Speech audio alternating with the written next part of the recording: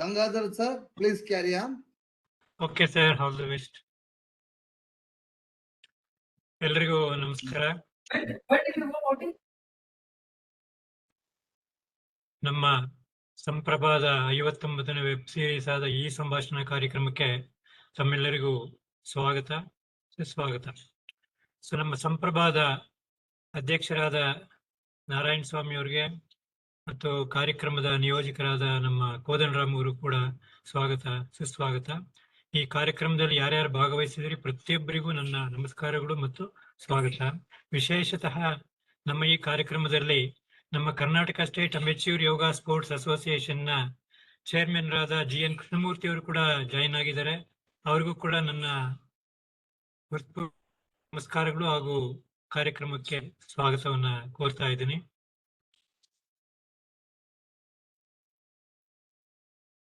So today's topic is yoga for health, andre ಆರೋಗ್ಯಕ್ಕಾಗಿ ಯೋಗ. The guest speaker is Yogacharya Dr.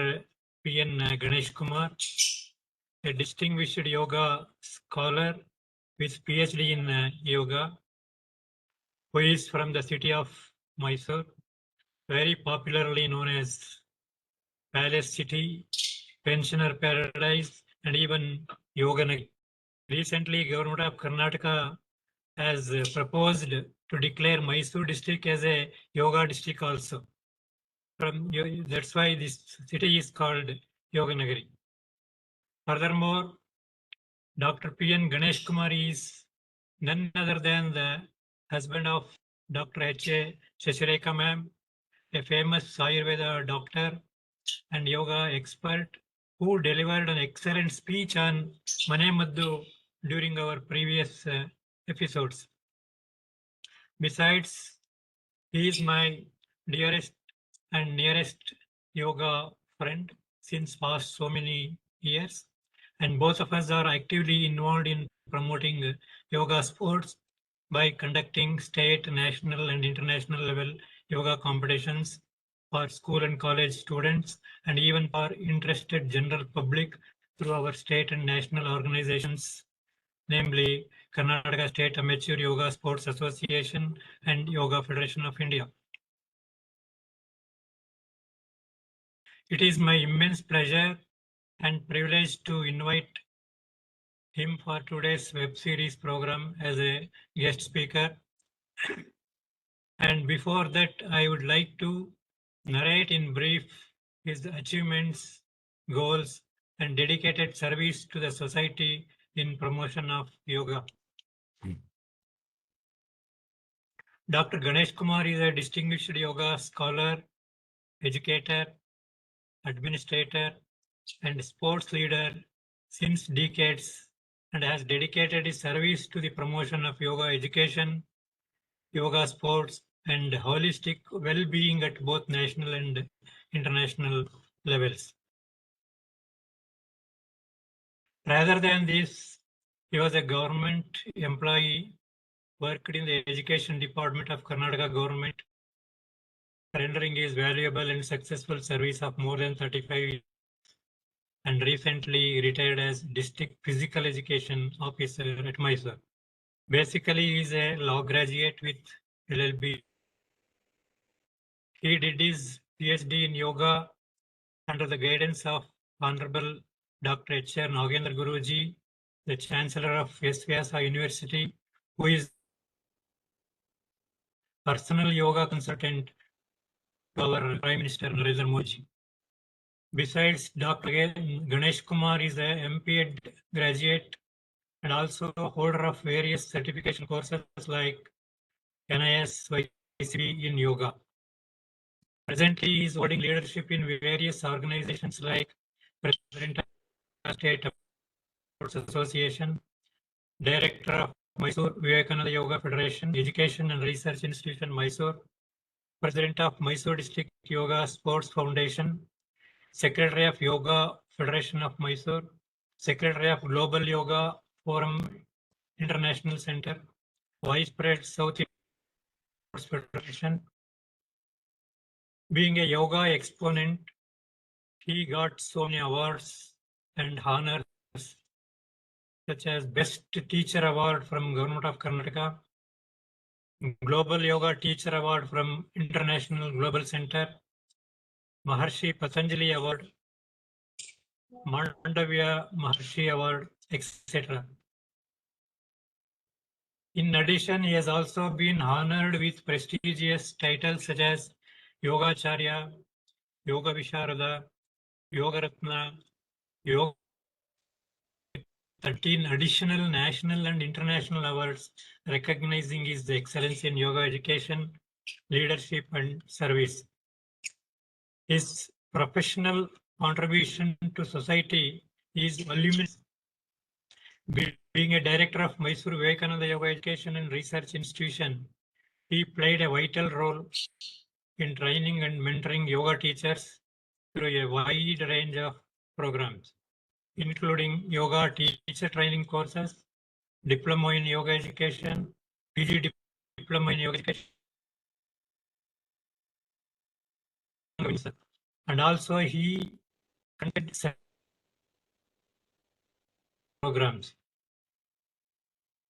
Here that for his dedicated service in the field of yoga, many of his students who learned yoga from him are now doing jobs for their livelihood in various countries as yoga teachers. He also contributed to public awareness and outreach throughout radio and television yoga programs. Notably, he has introduced innovative concepts such as yogic dance, integrating traditional and devotional music with yogic practices. Dr. Ganesh Kumar has successfully led and coordinated several large-scale yoga initiatives and events, including International Day celebrations, Ratha Saptami, Surya Namaskara programs, Yoga Dasara programs, national and international Yogasana competitions, etc.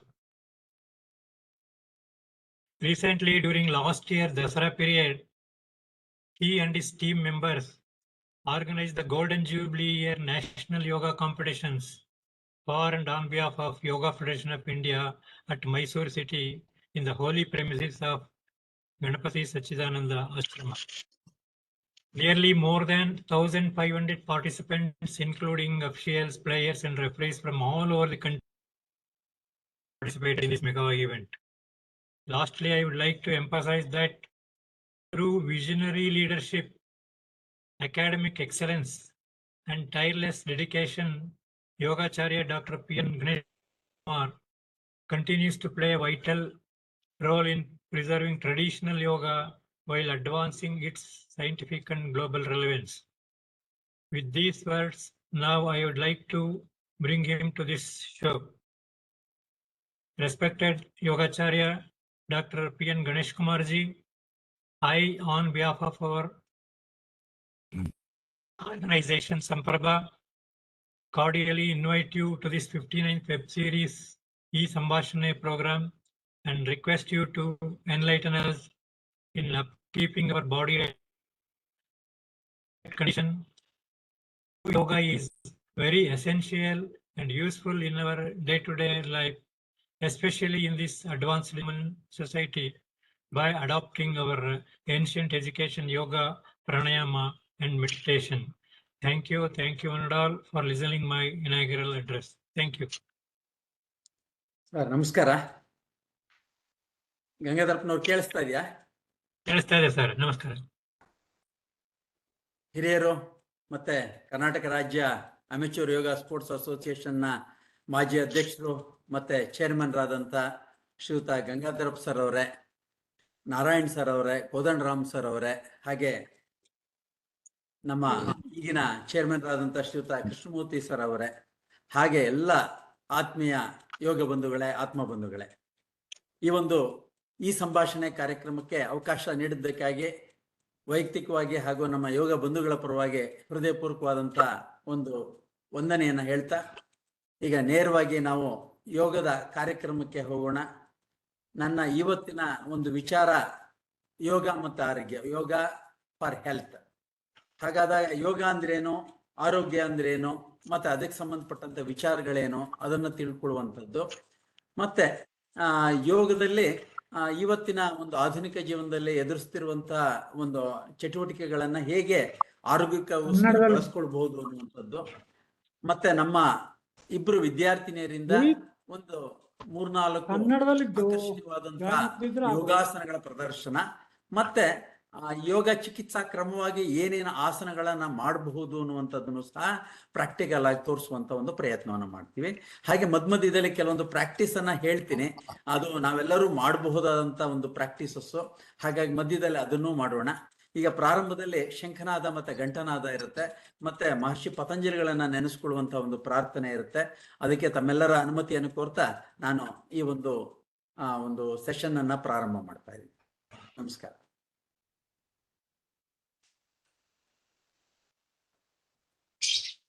Have to focus on your breath. ನಿಮ್ಮ ಉಸಿರಾಟದ ಮೇಲೆ ಗಮನವನ್ನು ಕೇಂದ್ರೀಕರಿಸಿ. Now set the mind for this session. This technique is called as MCT, mind calming technique. Once you set the mind, let us hear the Panchajanya Nada, that is the Shankhanada, 3 times.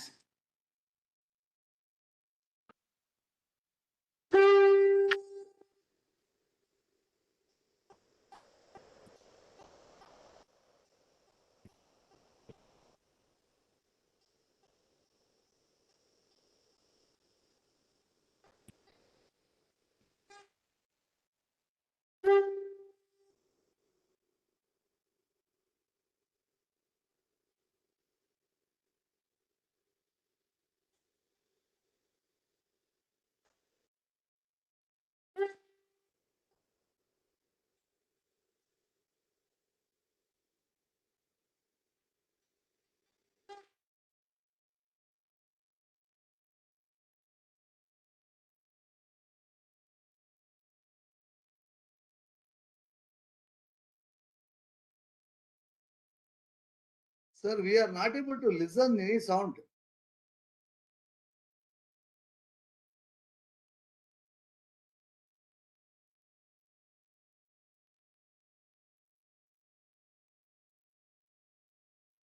ಶಬ್ದ ಬರ್ತಾ ಇಲ್ಲ. Sir ಶಬ್ದ ಬರ್ತಾ ಇಲ್ಲ. ಆಗಿದೆಯಾ? Sound ಬರ್ತಾ ಇಲ್ಲ. Volume ಸ್ವಲ್ಪ ಇನ್ಕ್ರೀಸ್ ಮಾಡ್ಕೊಳ್ಳಿ ಸರ್. ಈಗ ಮ್ಯೂಟ್ ಅಲ್ಲಿ ಇದ್ದೀರಾ ತಾವು? ಇದ್ನಲ್ಲ ನಾನು. ಹಲೋ, ಕೇಳಿಸ್ತಾ ಇದೆಯಾ? ಇನ್ನು ಹತ್ರ ಬನ್ನಿ ಸರ್. ವಾಲ್ಯೂಮ್ ಬಹಳ ಕಡಿಮೆ ಇದೆ. ಮೊದ್ಲು ಕರೆಕ್ಟ್ ಆಗಿತ್ತು. ನಾನೇನು ಚೇಂಜ್ ಮಾಡಿಲ್ಲ. ಅದು ಮೋಸ್ಟ್ಲಿ ಸೌಂಡ್ ಎಲಿಮಿನೇಟ್ ಆಗ್ತಾ ಇದೆ ಅನ್ಸುತ್ತೆ. ಮಾತಾಡೋದು ಬರುತ್ತೆ ಬಿಡಿ. ಹಲೋ, ಈಗ ಕೇಳಿಸ್ತಾ ಇದೆಯಲ್ಲ? ಅದನ್ನ ಸೌಂಡ್ ಇದ್ ಮಾಡ್ತಾ ಇದೆ. Continue sir. Okay fine.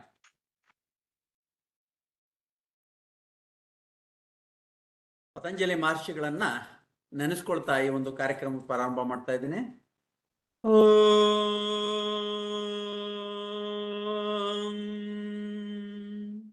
ಯೋಗೇನ ಚಿತ್ತಸ್ಯ ಪದೇನ ವಾಚಾ ಮಲಂ ಶರೀರಸ್ಯ ಚ ವೈದ್ಯಕೇನ ಯೋಪಾಕರೋತ್ತಂ ಪ್ರವರಂ ಮುನೀನಾ ಪತಂಜಲಿಂ ಪ್ರಾಂಜಲಿರಾನತೋಸ್ಮಿ ಆಭಾವು ಪುರುಷಾಕಾರಂ ಶಂಖಚಕ್ರಾಸಿಧಾರಿಣಂ ಸಹಸ್ರಶಿರಸಂ ಶ್ವೇತಂ ಪ್ರಣಮಾಮಿ ಪತಂಜಲಿಂ. ಓಂ ಗುರುಭ್ಯೋ ನಮಃ. ಓಂ ದೇವತಾಭ್ಯೋ ನಮಃ. ಓಂ ಪರಮ ಋಷಿಭ್ಯೋ ನಮಃ. ಹರಿ ಓಂ ತತ್ಸತ್.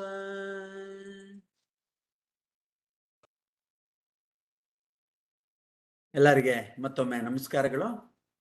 ಶಬ್ದ ಕೇಳಿಸ್ತಾ ಇದೆ ಅಂತ ಅನ್ಕೊಳ್ತೀನಿ. ಧನ್ಯವಾದಗಳು. ಯೋಗೇನ ಚಿತ್ತಸ್ಯ ಪದೇನ ವಾಚಾಂ ಮಲಂ ಶರೀರಸ್ಯ ಚ ವೈದ್ಯಕೇನ ಯೋಪಾಕರೋತ್ತಂ ಪ್ರವರಂ ಮುನೀನಾಂ ಪತಂಜಲಿಂ ಪ್ರಾಂಜಲಿರಾನತೋಸ್ಮಿ ಅಂತ ಈಗ ಒಂದು ಪ್ರಾರ್ಥನೆಯನ್ನ ಕೇಳಿದ್ರು. ಇದು ಯಾರಿಗೆ ಸಂಬಂಧಪಟ್ಟದ್ದು ಅಂದ್ರೆ ನಮ್ಮ ಮಹರ್ಷಿ ಪತಂಜಲಿಗಳಿಗೆ ಸಂಬಂಧಪಟ್ಟದ್ದು. ಅವರು ಏನನ್ನ ನೀಡಿದ್ರು ನಮಗೆ ಕೊಡುಗೆ ಪ್ರೆಸೆಂಟೇಶನ್ ಅಂತಂದ್ರೆ, ಈ ಒಂದು ಆಧುನಿಕ ಜೀವನದಲ್ಲಿ ನಾವು ಹೇಗೆ ಬದುಕಬೇಕು ಆರೋಗ್ಯಕರವಾಗಿ ಅನ್ನುವಂಥ ಅಂಶವನ್ನ ಸುಮಾರು 4,500 ವರ್ಷಗಳ ಹಿಂದೆನೆ ಸರಿಯಾದ ಕ್ರಮವನ್ನು ರೂಪಿಸಿಕೊಟ್ಟವರು ಅವರು. ಆದ್ರೆ ಅವರೇ ಯೋಗ ಪ್ರಾರಂಭ ಮಾಡಿದ್ರ ಅಂತ ಏನಾದ್ರು ಪ್ರಶ್ನೆ ಬಂದ್ರೆ ಖಂಡಿತ ಅವರಲ್ಲ. ಅದಕ್ಕಿಂತನೂ ಹಿಂದೆಯಿಂದ ನಮ್ಮ ಒಂದು ಋಷಿ ಮುನಿಗಳು ತಪಸ್ಸುಗಳು ಈ ಒಂದು ಯೋಗದ ಅಭ್ಯಾಸವನ್ನ ಮಾಡ್ತಾ ಇದ್ರು. ಹಾಗಾಗಿ ಈ ಒಂದು ಮಹರ್ಷಿ ಪತಂಜಲಿಗಳಿಗೆ ಅಂಜಲಿ ಬದ್ಧನಾಗಿ ನಮಸ್ಕರಿಸ್ತಾ ಈಗ ಈ ಒಂದು ಯೋಗದ ಒಂದು ಕಾರ್ಯಕ್ರಮನ ಪ್ರಾರಂಭ ಮಾಡೋಣ. ಯೋಗ ಅಂದ ತಕ್ಷಣನೇ ನಮ್ಮ ಆಧುನಿಕ ಜೀವನದಲ್ಲಿ ಏನು ಕಲ್ಪನೆ ಬರುತ್ತೆ ಅನ್ನೋದಕ್ಕೆ ಈಗ ನಮ್ಮ ಹುಡುಗರುಗಳು ತೋರಿಸ್ತಾರೆ. ಅದು ಅನ್ನುವಂಥದ್ದು ನಾವು ಸ್ಪಷ್ಟವಾಗಿ ಹೇಳ್ತೀವಿ, ಹೌದಪ್ಪ ಈ ತರ ಮಾಡಿದ್ರೆ ಇದು ಯೋಗಾಸನ ಅಂತ. ಹಾಗಾಗಿ ಸುಮ್ಮನೆ ಅದನ್ನ ಒಂದು ಸ್ಯಾಂಪಲ್ಗೆ ನೋಡೋಣ. ಆದರೆ ನಮ್ಮ ನಿಜವಾದ ಉದ್ದೇಶ ಏನೋ, ಯೋಗದಿಂದ ಹೇಗೆ ನಾವು ಈಗಿನ ಕಾಲದಲ್ಲಿ ಅನುಕೂಲ ಪಡಿಬಹುದು ಅನ್ನೋದಕ್ಕೆ ಈಗ ನಮ್ಮ ವಿದ್ಯಾರ್ಥಿಗಳಿಂದ ಒಂದು 3-4 ಒಂದು ಅಡ್ವಾನ್ಸ್ ಪ್ರಾಕ್ಟೀಸ್ ಅಂತ ಏನ್ ಕರಿತೀವಿ ಆಸನಗಳ ಪ್ರದರ್ಶನ ಇದೆ. ಈಗ ನಿಮ್ಮ ಮುಂದೆ ಆ ಒಂದು ಪ್ರದರ್ಶನವನ್ನ ನೀಡಲಿದ್ದಾರೆ.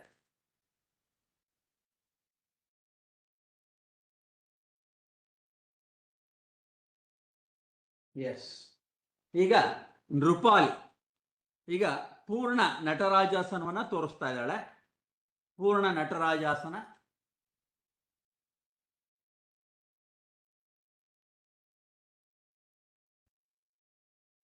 ಇದು ಕಠಿಣವಾದಂತಹ ಅಭ್ಯಾಸದಿಂದ ಬರುವಂತಹ ಒಂದು ಮಾದರಿ. This only the advance practice for the higher practitioners. ಇದನ್ನ ಪೂರ್ಣ ನಟರಾಜಾಸನ ಅಂತ ಕರಿತೀವಿ. ರಿಲ್ಯಾಕ್ಸ್. ಎರಡನೇ ಆಸನ shalabhasana.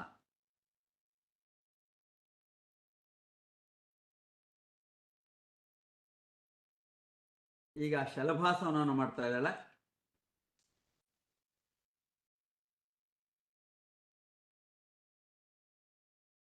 Relax.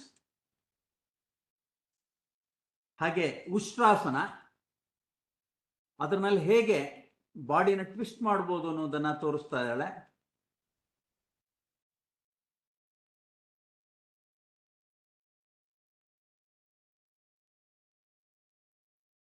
She is twisting Har total body. ಇದು ಒಂದು ಸಾಂಕೇತಿಕವಾಗಿ ನಿಮಗೆ ಆಸನಗಳು ಹೇಗಿರುತ್ತೆ ಅನ್ನೋದನ್ನು ತೋರಿಸ್ತಾ ಇದ್ದೀವಿ. ರಿಲ್ಯಾಕ್ಸ್. ಈಗ ಮತ್ತೊಬ್ಬಳು ಅಂತಾರಾಷ್ಟ್ರೀಯ ಕ್ರೀಡಾಪಟು ಆದ್ಯ ತ್ರಿವಿಕ್ರಮಾಸನವನ್ನು ಮಾಡಿ ತೋರಿಸ್ತಾ ಇದ್ದಾಳೆ. ತ್ರಿವಿಕ್ರಮಾಸನ.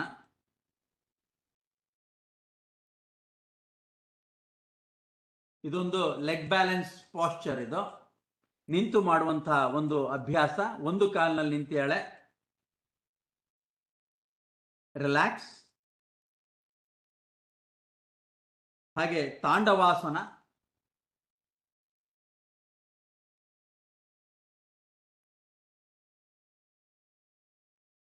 ಪಾರ್ಶ್ವ ನಟರಾಜಾಸನ ಅಂತಲೂ ಕರೀತೀವಿ. ಹಾಗೆ ಅದನ್ನ ಮುಂದುವರೆದ ಭಾಗ ತಾಂಡವಾಸನ. ರಿಲ್ಯಾಕ್ಸ್. ಮತ್ತೆ ಕೊನೆಯ ಆಸನ ಮಾಲ್ಯಾಸನ.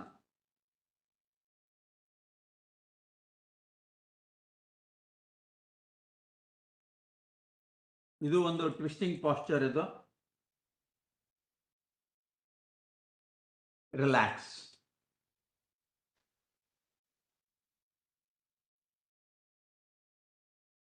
ಧನ್ಯವಾದಗಳು ಆದ್ಯ ಮತ್ತೆ ನೃಪಾಲಿ. ಈಗ ನಮ್ಮ ಆಧುನಿಕ ಜೀವನದಲ್ಲಿ ಈ ತರ ಏನಾದರೂ ಆಸನಗಳನ್ನ ಮಾಡಿದ್ರೆ ಇದು ಯೋಗಾಸನ ಅಂತ ತಗೊಳ್ತಾರೆ. ಹಾಗಂದ್ರೆ ಈ ಯೋಗಾಸನನೇ ಯೋಗನಾ ಅಂತ ತೆಗೆದುಕೊಂಡ್ರೆ ಖಂಡಿತವಾಗೂ ಅಲ್ಲ ಅಂತ ನಾವು ಆದ್ರೂ ಹೇಳ್ತೀವಿ. ಯೋಗ ಅನ್ನುವಂಥದ್ದು ನಮ್ಮ ಪರಿಪೂರ್ಣ ಜೀವನಕ್ಕೆ ಬೇಕಾದಂತ ಒಂದು ಅಭ್ಯಾಸ ಕ್ರಮ. ಯುಜ್ಯತೆ ಅನೇನ ಇತಿ ಯೋಗ ಅಂತಾರೆ. ಅಂದ್ರೆ ಯುಜ್ ಅನ್ನುವಂತ ಒಂದು ಪದದಿಂದ ಈ ಯೋಗ ಅನ್ನುವಂತ ಒಂದು ಶಬ್ದ ಬಂದಿದೆ. ಹಾಗಂದ್ರೆ ಏನು? ಯುಜ್ ಅಂದ್ರೆ ಏನು? What that the meaning of the ಯುಜ್? That means unite, get together, merging ಅಂತ.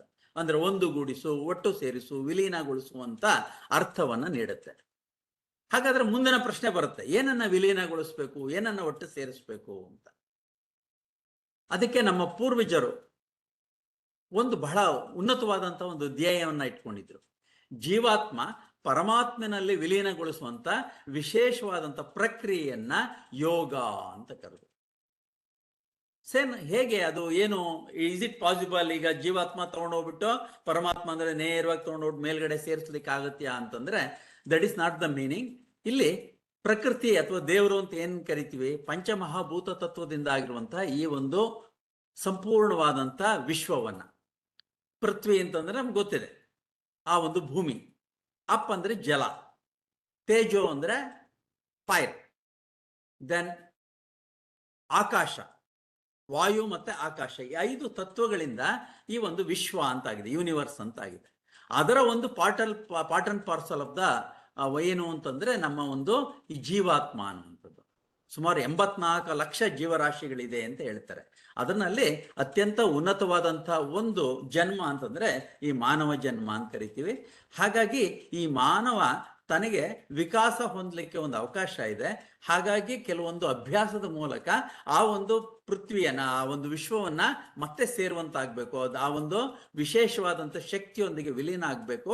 ಅದಕ್ಕೆ ಒಂದು ಹೇಳ್ತಾರೆ, ಮನುಷ್ಯ ಈ ಒಂದು ಯೋಗದ ಅಭ್ಯಾಸದಿಂದ ಪ್ರಾಣಿ ಹಂತದಿಂದ ಮಾನವನ ಹಂತಕ್ಕೆ, ಮಾನವನ ಹಂತದಿಂದ ಅತಿಮಾನವನ ಹಂತಕ್ಕೆ, ಅತಿಮಾನವನಿಂದ ದೇವಮಾನವನ ಹಂತಕ್ಕೆ, ದೇವಮಾನವನಿಂದ ದೇವತ್ವದ ಹಂತಕ್ಕೆ ತೆಗೆದುಕೊಂಡು ಹೋಗುವಂತ ಒಂದು ಮಾರ್ಗ ಇದೆಯಲ್ಲ, ಆ ಮಾರ್ಗವನ್ನ ಯೋಗ ಅಂತಾರೆ. ಇದು ಷಟ್ ದರ್ಶನಗಳಲ್ಲಿ ಒಂದು, 6 ದರ್ಶನಗಳು ಬರುತ್ತೆ. ಅದರಲ್ಲಿ ಯೋಗ ದರ್ಶನವೂ ಸಹ ಒಂದು. ಅದು ಪತಂಜಲಿ ಮಹರ್ಷಿಗಳಿಗೆ ಈ ಒಂದು ದರ್ಶನವನ್ನ ನೀಡಿದಂತ ಒಂದು ಗೌರವವನ್ನ ನಾವು ಸಲ್ಲಿಸಬೇಕಾಗಿದೆ.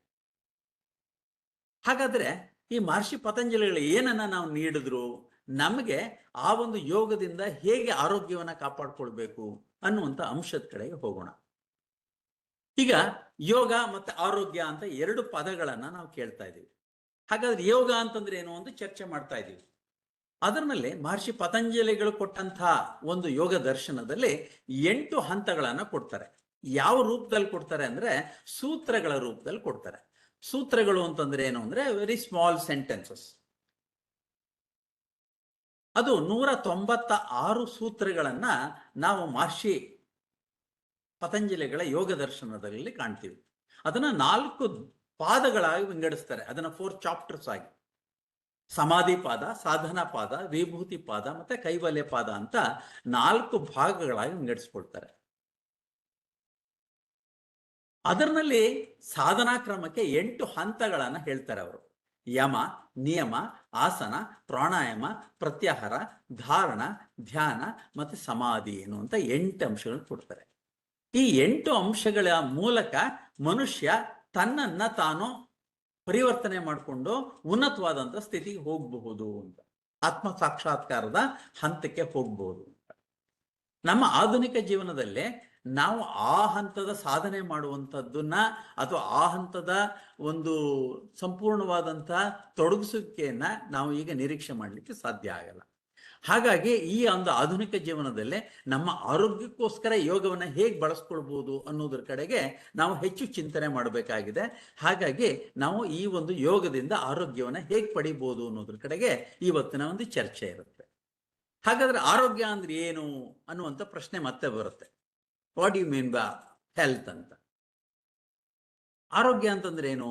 ವರ್ಲ್ಡ್ ಹೆಲ್ತ್ ಆರ್ಗನೈಸೇಷನ್ ಹೇಳುತ್ತೆ, ದೈಹಿಕವಾಗಿ, ಮಾನಸಿಕವಾಗಿ, ಭಾವನಾತ್ಮಕವಾಗಿ, ಹಾಗೆ ಮತ್ತೆ ನಮ್ಮ ಒಂದು ಇಂಟೆಲೆಕ್ಚುಯಲ್ ಭಾವನಾತ್ಮಕವಾಗಿ ಮತ್ತೆ ಸಾಮಾಜಿಕವಾಗಿ ಮತ್ತೆ ಆಧ್ಯಾತ್ಮಿಕವಾಗಿ ನಿಮ್ಮ ಒಂದು ಪಂಚಮುಖ ವ್ಯಕ್ತಿತ್ವ ಇದ್ರೆ ಅಂತಹ ವ್ಯಕ್ತಿಯನ್ನ ಆರೋಗ್ಯವಂತ ವ್ಯಕ್ತಿ ಅಂತ ಹೇಳ್ತೀನಿ. Mayor absence of disease is not the health ಅನ್ನುವಂಥದ್ದು. ಬರೀ ಅವನಿಗೆ ರೋಗ ಇಲ್ಲ ಅಂದ ತಕ್ಷಣ ಅವನೊಬ್ಬ ಆರೋಗ್ಯವಂತ ವ್ಯಕ್ತಿ ಅಂತ ಕರೀಲಿಕ್ಕೆ ಆಗಲ್ಲ. ಈ 5 ಅಂಶಗಳು ಒಬ್ಬ ವ್ಯಕ್ತಿನಲ್ಲಿ ಇರಬೇಕು ಅಂತ ಹೇಳ್ತಾರೆ. ಹಾಗಾಗಿ ಈ 5 ಅಂಶಗಳಿರುವಂತಹ ಆರೋಗ್ಯವನ್ನ ನಾವು ಹೇಗೆ ಪಡಿಬಹುದು ಅನ್ನುವಂಥದ್ದನ್ನ ನಮ್ಮ ಯೋಗ ನಮಗೆ ತಿಳಿಸ್ಕೊಡುತ್ತೆ. ಅದನ್ನ ಒಂದು ಸಣ್ಣ ಚರ್ಚೆ ಮಾಡೋಣ. ಅದರಲ್ಲಿ ಯಾವುದನ್ನ ನಾವು ಅಭ್ಯಾಸ ಮಾಡಬಹುದು, ಏನನ್ನ ನಾವು ಸರಳವಾಗಿ ಅಭ್ಯಾಸ ಮಾಡಿದ್ರೆ ನಮ್ಮ ಆರೋಗ್ಯ ಚೆನ್ನಾಗಿರುತ್ತೆ ಅಂತ. ಈಗ ಆರೋಗ್ಯದಲ್ಲಿ ನಮ್ಮ ಒಂದು ಅಲೋಪತಿ ಸಿಸ್ಟಮ್ನಲ್ಲಿ ನಾವೇನ್ ಮಾಡ್ತೀವಿ, ಆರೋಗ್ಯ ಅಂದ ತಕ್ಷಣನೇ ನಮ್ಮ ದೇಹದಲ್ಲಿ ಏನಾದ್ರು ಸಮಸ್ಯೆ ಇದೆಯಾ, ಈಗ ನನಗೆ ತಲೆ ನೋವ್ತಾ ಇದೆ, ಹೊಟ್ಟೆ ನೋವ್ತಾ ಇದೆ, ಅಥವಾ ಇನ್ನೇನೋ ಒಂದು ನಿರಾಸಕ್ತಿ ಇದೆ ಯಾವುದೋ ಕೆಲಸದಲ್ಲಿ, ನಾವೇನ್ ಮಾಡ್ತೀವಿ, ಹೋಗಿ ಡಾಕ್ಟರ್ ಹತ್ರ ಸಜೆಷನ್ಗಳು ತಗೊಳ್ತೀವಿ. ಅವರು ತಮ್ಮ ಅನುಭವ ಜ್ಞಾನದ ಆಧಾರದ ಮೇಲೆ ಕೆಲವೊಂದು ಸಜೆಷನ್ಸ್ ಪ್ರಿಸ್ಕ್ರಿಪ್ಷನ್ ಕೊಡ್ತಾರೆ. ಹಲವಾರು ಏನು ಟ್ರೀಟ್ಮೆಂಟ್ ಇದ್ರು ನಮಗೆ ಆ ಒಂದು ಸಮಸ್ಯೆ ಸಾಲ್ವ್ ಆಗಲ್ಲ ಅಂದಾಗ ಅವ್ರೇನ್ ಮಾಡ್ತಾರೆ, ಬ್ಲಡ್ ಟೆಸ್ಟ್ ಹೇಳ್ಬೋದು, ಸ್ಕ್ಯಾನಿಂಗ್ ಹೇಳ್ಬೋದು, ಇನ್ಯಾವುದೋ ಆಧುನಿಕವಾಗಿ ಲಭ್ಯ ಇರುವಂತ ಎಲ್ಲ ಟ್ರೀಟ್ಮೆಂಟ್ಗಳನ್ನ, ಎಲ್ಲ ಚೆಕಪ್ಗಳನ್ನ ಮಾಡಿಸ್ಬೋದು. Still they are not able to find out the problem. ಏನೂ ಸಮಸ್ಯೆ ದೇಹದಲ್ಲಿ ಇಲ್ಲ, ಬಟ್ ಆ ಒಂದು ನಿರ್ದಿಷ್ಟವಾದಂತ ವ್ಯಕ್ತಿ ಹೇಳ್ತಿರುವಂತ ಸಮಸ್ಯೆ ಸಾಲ್ವ್ ಆಗ್ತಾ ಇಲ್ಲ. ಏನ್ ಕಾರಣ ಅಂತಂದ್ರೆ ಅದಕ್ಕೆ ನಮ್ಮ ಯೋಗದಲ್ಲಿ ನಾವು ಉತ್ತರವನ್ನ ಹೇಳ್ಬೋದು. ಅಂದ್ರೆ ಸಮಸ್ಯೆ ಎನ್ನುವಂಥದ್ದು ಬರೀ ದೇಹದಲ್ಲಿ ಇರುವುದಿಲ್ಲ, ಅದರ ಮುಂದುವರೆದ ಭಾಗದಲ್ಲಿ ಇರುತ್ತೆ. ಹಾಗಾಗಿ ನಮ್ಮ ಯೋಗದಲ್ಲಿ ಆ ಒಂದು ಚಿಕಿತ್ಸೆ ರೂಪದಲ್ಲಿ 5 ಹಂತದಲ್ಲಿ ನಾವು ಚಿಕಿತ್ಸೆಯನ್ನ ಕೊಡ್ಲಿಕ್ಕೆ ಹೋಗ್ತೀವಿ. ಹಾಗಾಗಿ ತೈತೇರಿಯ ಉಪನಿಷತ್ತಿನಲ್ಲಿ, ಅಂದ್ರೆ ನಮ್ಮ ಯೋಗ ನಮ್ಮ ಒಂದು ವೇದಗಳ ಕಾಲದಲ್ಲೇ ಪ್ರಾರಂಭ ಆದ್ರೂ ಮುಂದುವರೆದ ಭಾಗದಲ್ಲಿ ಉಪನಿಷತ್ತುಗಳಲ್ಲೇ, ಅಂದ್ರೆ ವೇದದ ಅಂತ್ಯದ ಭಾಗದಲ್ಲೇ ಉಪನಿಷತ್ ಅಂತ ಕರಿತೀವಿ, ಅದರಲ್ಲಿ ಲಭ್ಯ ಆಗುವಂತ ಒಂದು ಇದನ್ನ ಹೇಳ್ತಾರೆ, ನಮ್ಗೆ ನಮ್ಮ ದೇಹವನ್ನ ಪಂಚಕೋಶ ವಿವೇಕ ತತ್ವದಲ್ಲಿ ನೀವು ನೋಡಿ ಅಂತ ಹೇಳ್ತಾರೆ. ಅಂದ್ರೆ ದೇಹ ಅಂದ್ರೆ ಬರೀ ದೇಹ ಅಲ್ಲ, ಅನ್ನಮಯ ಕೋಶ, ಪ್ರಾಣಮಯ ಕೋಶ, ಮನೋಮಯ ಕೋಶ, ವಿಜ್ಞಾನಮಯ ಕೋಶ ಮತ್ತೆ ಆನಂದಮಯ ಕೋಶ ಅಂತ 5 ಲೇಯರ್ನಲ್ಲಿ ನಾವು ನೋಡ್ಬೇಕಾಗತ್ತೆ. ಈಗ ವ್ಯಕ್ತಿಗೆ ಎಷ್ಟೇ ಟೆಸ್ಟ್ ಮಾಡಿದ್ರು ಅವನಿಗೆ ಏನು ಎಕ್ಸಾಕ್ಟ್ ಪ್ರಾಬ್ಲಮ್ ಅಂತ ಗೊತ್ತಾಗ್ತಾ ಇಲ್ಲ. ಹಾಗಾಗಿ ಅದೇನಾಗ್ತಾ ಇದೆ, ಅದನ್ನ ಆ ಸಮಸ್ಯೆನ ಹೋಗ್ಲಾಡಿಸ್ಬೋದು ಹೆಂಗೆ ಅಂತ ಗೊತ್ತಾಗ್ತಾ ಇಲ್ಲ. ಆದ್ರೆ ನಮ್ಮ ಯೋಗದಲ್ಲಿ ಹೇಳುತ್ತೆ, ಅನ್ನಮಯ ಕೋಶ ಅಂದ್ರೆ what we are touching, what we are seeing with 8 systems, 8+1 9 systems of the body, ಇದು ಅನ್ನಮಯ ಕೋಶ, ಅನ್ನ ರಸದಿಂದ ಆಗಿರುವಂಥದ್ದು. ಇದಕ್ಕೆ ಚಟುವಟಿಕೆ ಏನು ನಮಗೆ ಚಟುವಟಿಕೆ ಆಗ್ತಾ ಇದೆ, ಅದಕ್ಕೆ ಒಂದು ಎನರ್ಜಿ ರೂಪದಲ್ಲಿ ಕೊಡ್ತಾ ಇರೋದು, ಅದನ್ನ ಪ್ರಾಣಮಯ ಕೋಶ ಅಂತ ಕರಿತೀವಿ. ಯಾವ ದೇಹದ ಭಾಗಕ್ಕೆ ಈ ಪ್ರಾಣಶಕ್ತಿ ಸರಿಯಾದ ರೀತಿ ಸಪ್ಲೈ ಆಗಲ್ಲ ಅಥವಾ ಆ ಎನರ್ಜಿ ಪಾಯಿಂಟ್ ಅಲ್ಲಿ ಸಿಗೋದಿಲ್ಲ, ಅಂತಹ ಭಾಗದಲ್ಲೇ ನಾವು ನೋವನ್ನ ಅನುಭವಿಸ್ಬೇಕಾಗತ್ತೆ, ಅಥವಾ ಆ ಒಂದು ಭಾಗ ಸರಿಯಾದಂತ ಕಾರ್ಯನಿರ್ವಹಣೆ ಆಗದೆ ಇರುವಂತ ಚಾನ್ಸಸ್ ಇರುತ್ತೆ. ಹಾಗಾಗಿ ನಾವು ಹಲವಾರು ಅಭ್ಯಾಸಗಳಿದೆ.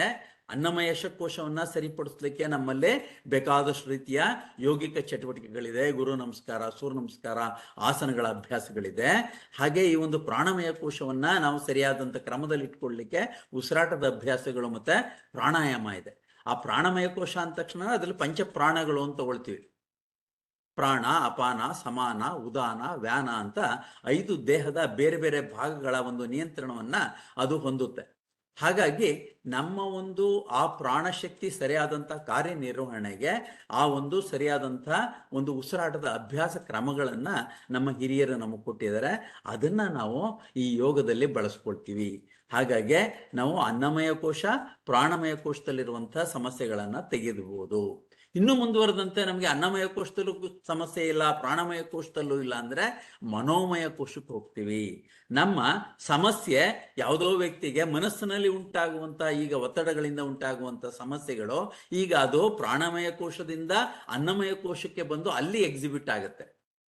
ಈಗಾಗಲೇ ಹೇಳಿದೆ, ಒಂದು ಹೊಟ್ಟೆ ನೋವು ಇರ್ಬೋದು, ಒಂದು ತಲೆನೋವು ಇರ್ಬೋದು. ಅದು ತಲೆನಲ್ಲಿ ಹೊಟ್ಟೆನಲ್ಲಿ ಸಮಸ್ಯೆ ಇಲ್ಲ, ಸಮಸ್ಯೆ ಇರೋದೆಲ್ಲಿದೆ, ಮನಸ್ಸಿನಲ್ಲಿದೆ.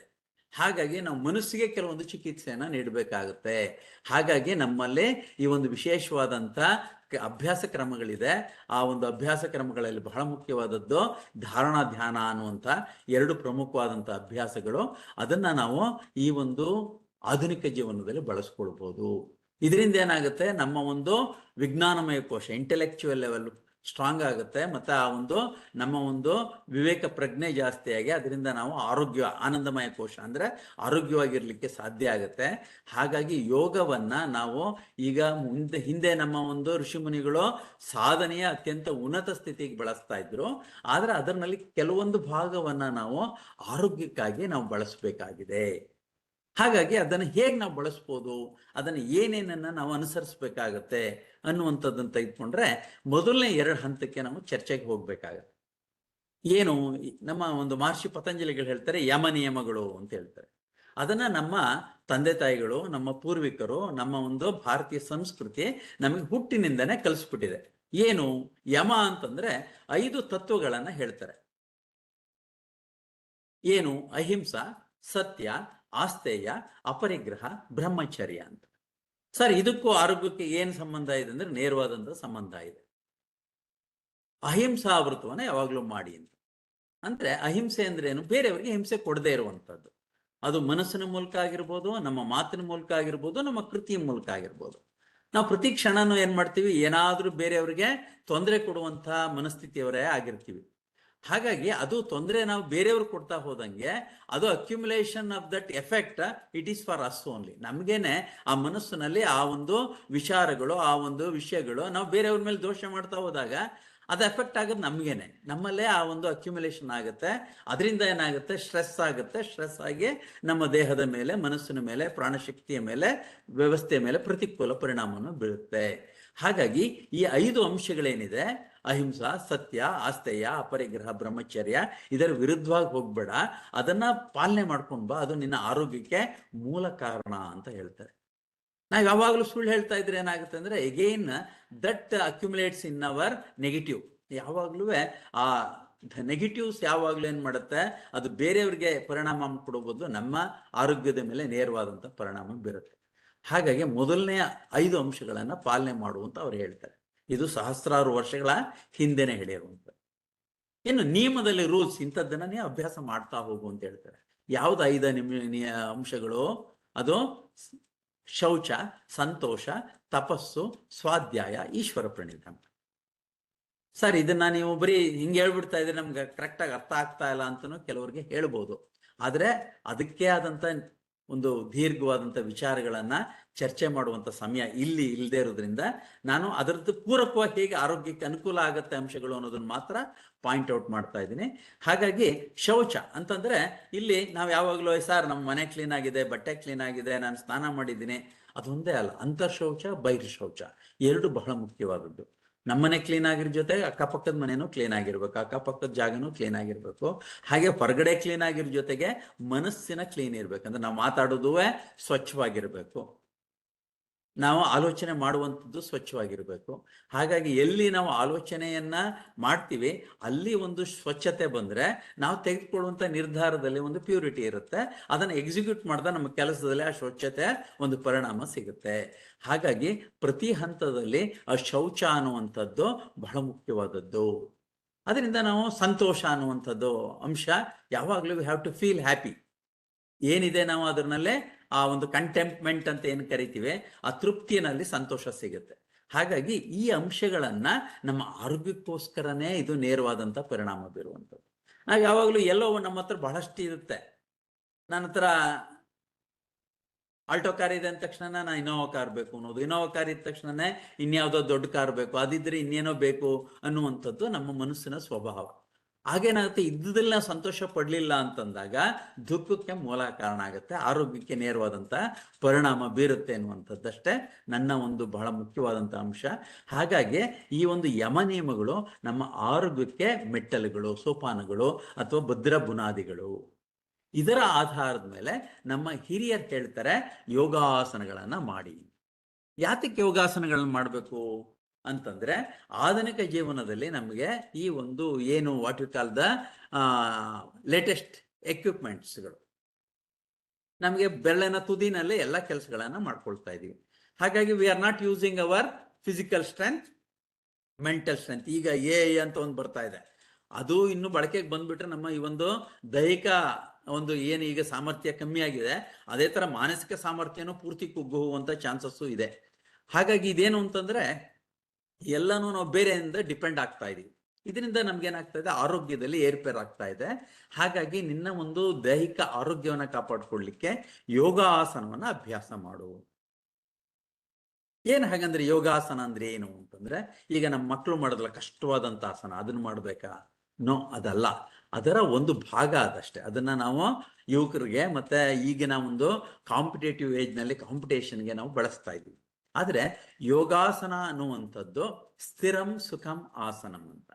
ಯಾವ ಸ್ಥಿತಿನಲ್ಲಿ ನೀವು ಸುಖಕರವಾಗಿ ದೀರ್ಘಕಾಲ ಒಂದು ಸ್ಥಿತಿಯಲ್ಲಿ ಇರ್ಲಿಕ್ಕೆ ಸಾಧ್ಯನೋ ಅಂತಹ ಒಂದು ಸ್ಥಿತಿಯನ್ನ ಆಸನ ಅಂತ ಕರೆದ್ರು.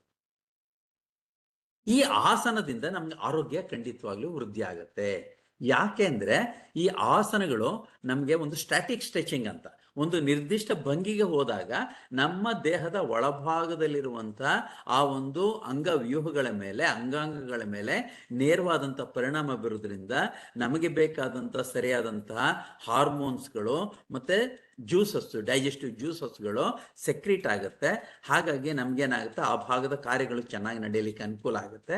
ಇದರಿಂದ ನಮ್ಮ ಒಂದು ಆರೋಗ್ಯ ಕಡಿಮೆ ಒಂದು ಸಮಯದಲ್ಲಿ, ಕಡಿಮೆ ಒಂದು ವ್ಯವಸ್ಥೆನಲ್ಲಿ ಹೆಚ್ಚಿನ ಲಾಭವನ್ನು ಪಡೆಯುವಂತ ಒಂದು ವಿಶೇಷವಾದಂಥ ಅಭ್ಯಾಸ ಕ್ರಮವನ್ನು ಯೋಗಾಸನ ಅಂತ ಕರೀತೀವಿ. ಅರ್ಥ ಆಯ್ತಲ್ಲ? ಹಾಗಾಗಿ ಯೋಗಾಸನದಲ್ಲಿ ಹಲವಾರು ರೀತಿ ಇದೆ. ನಮ್ಮ ಗೇರಿಂಡ ಸಂಹಿತದಲ್ಲಿ ಹೇಳ್ತಾರೆ 84 ಲಕ್ಷ ಆಸನಗಳಿದೆ ಅಂತ.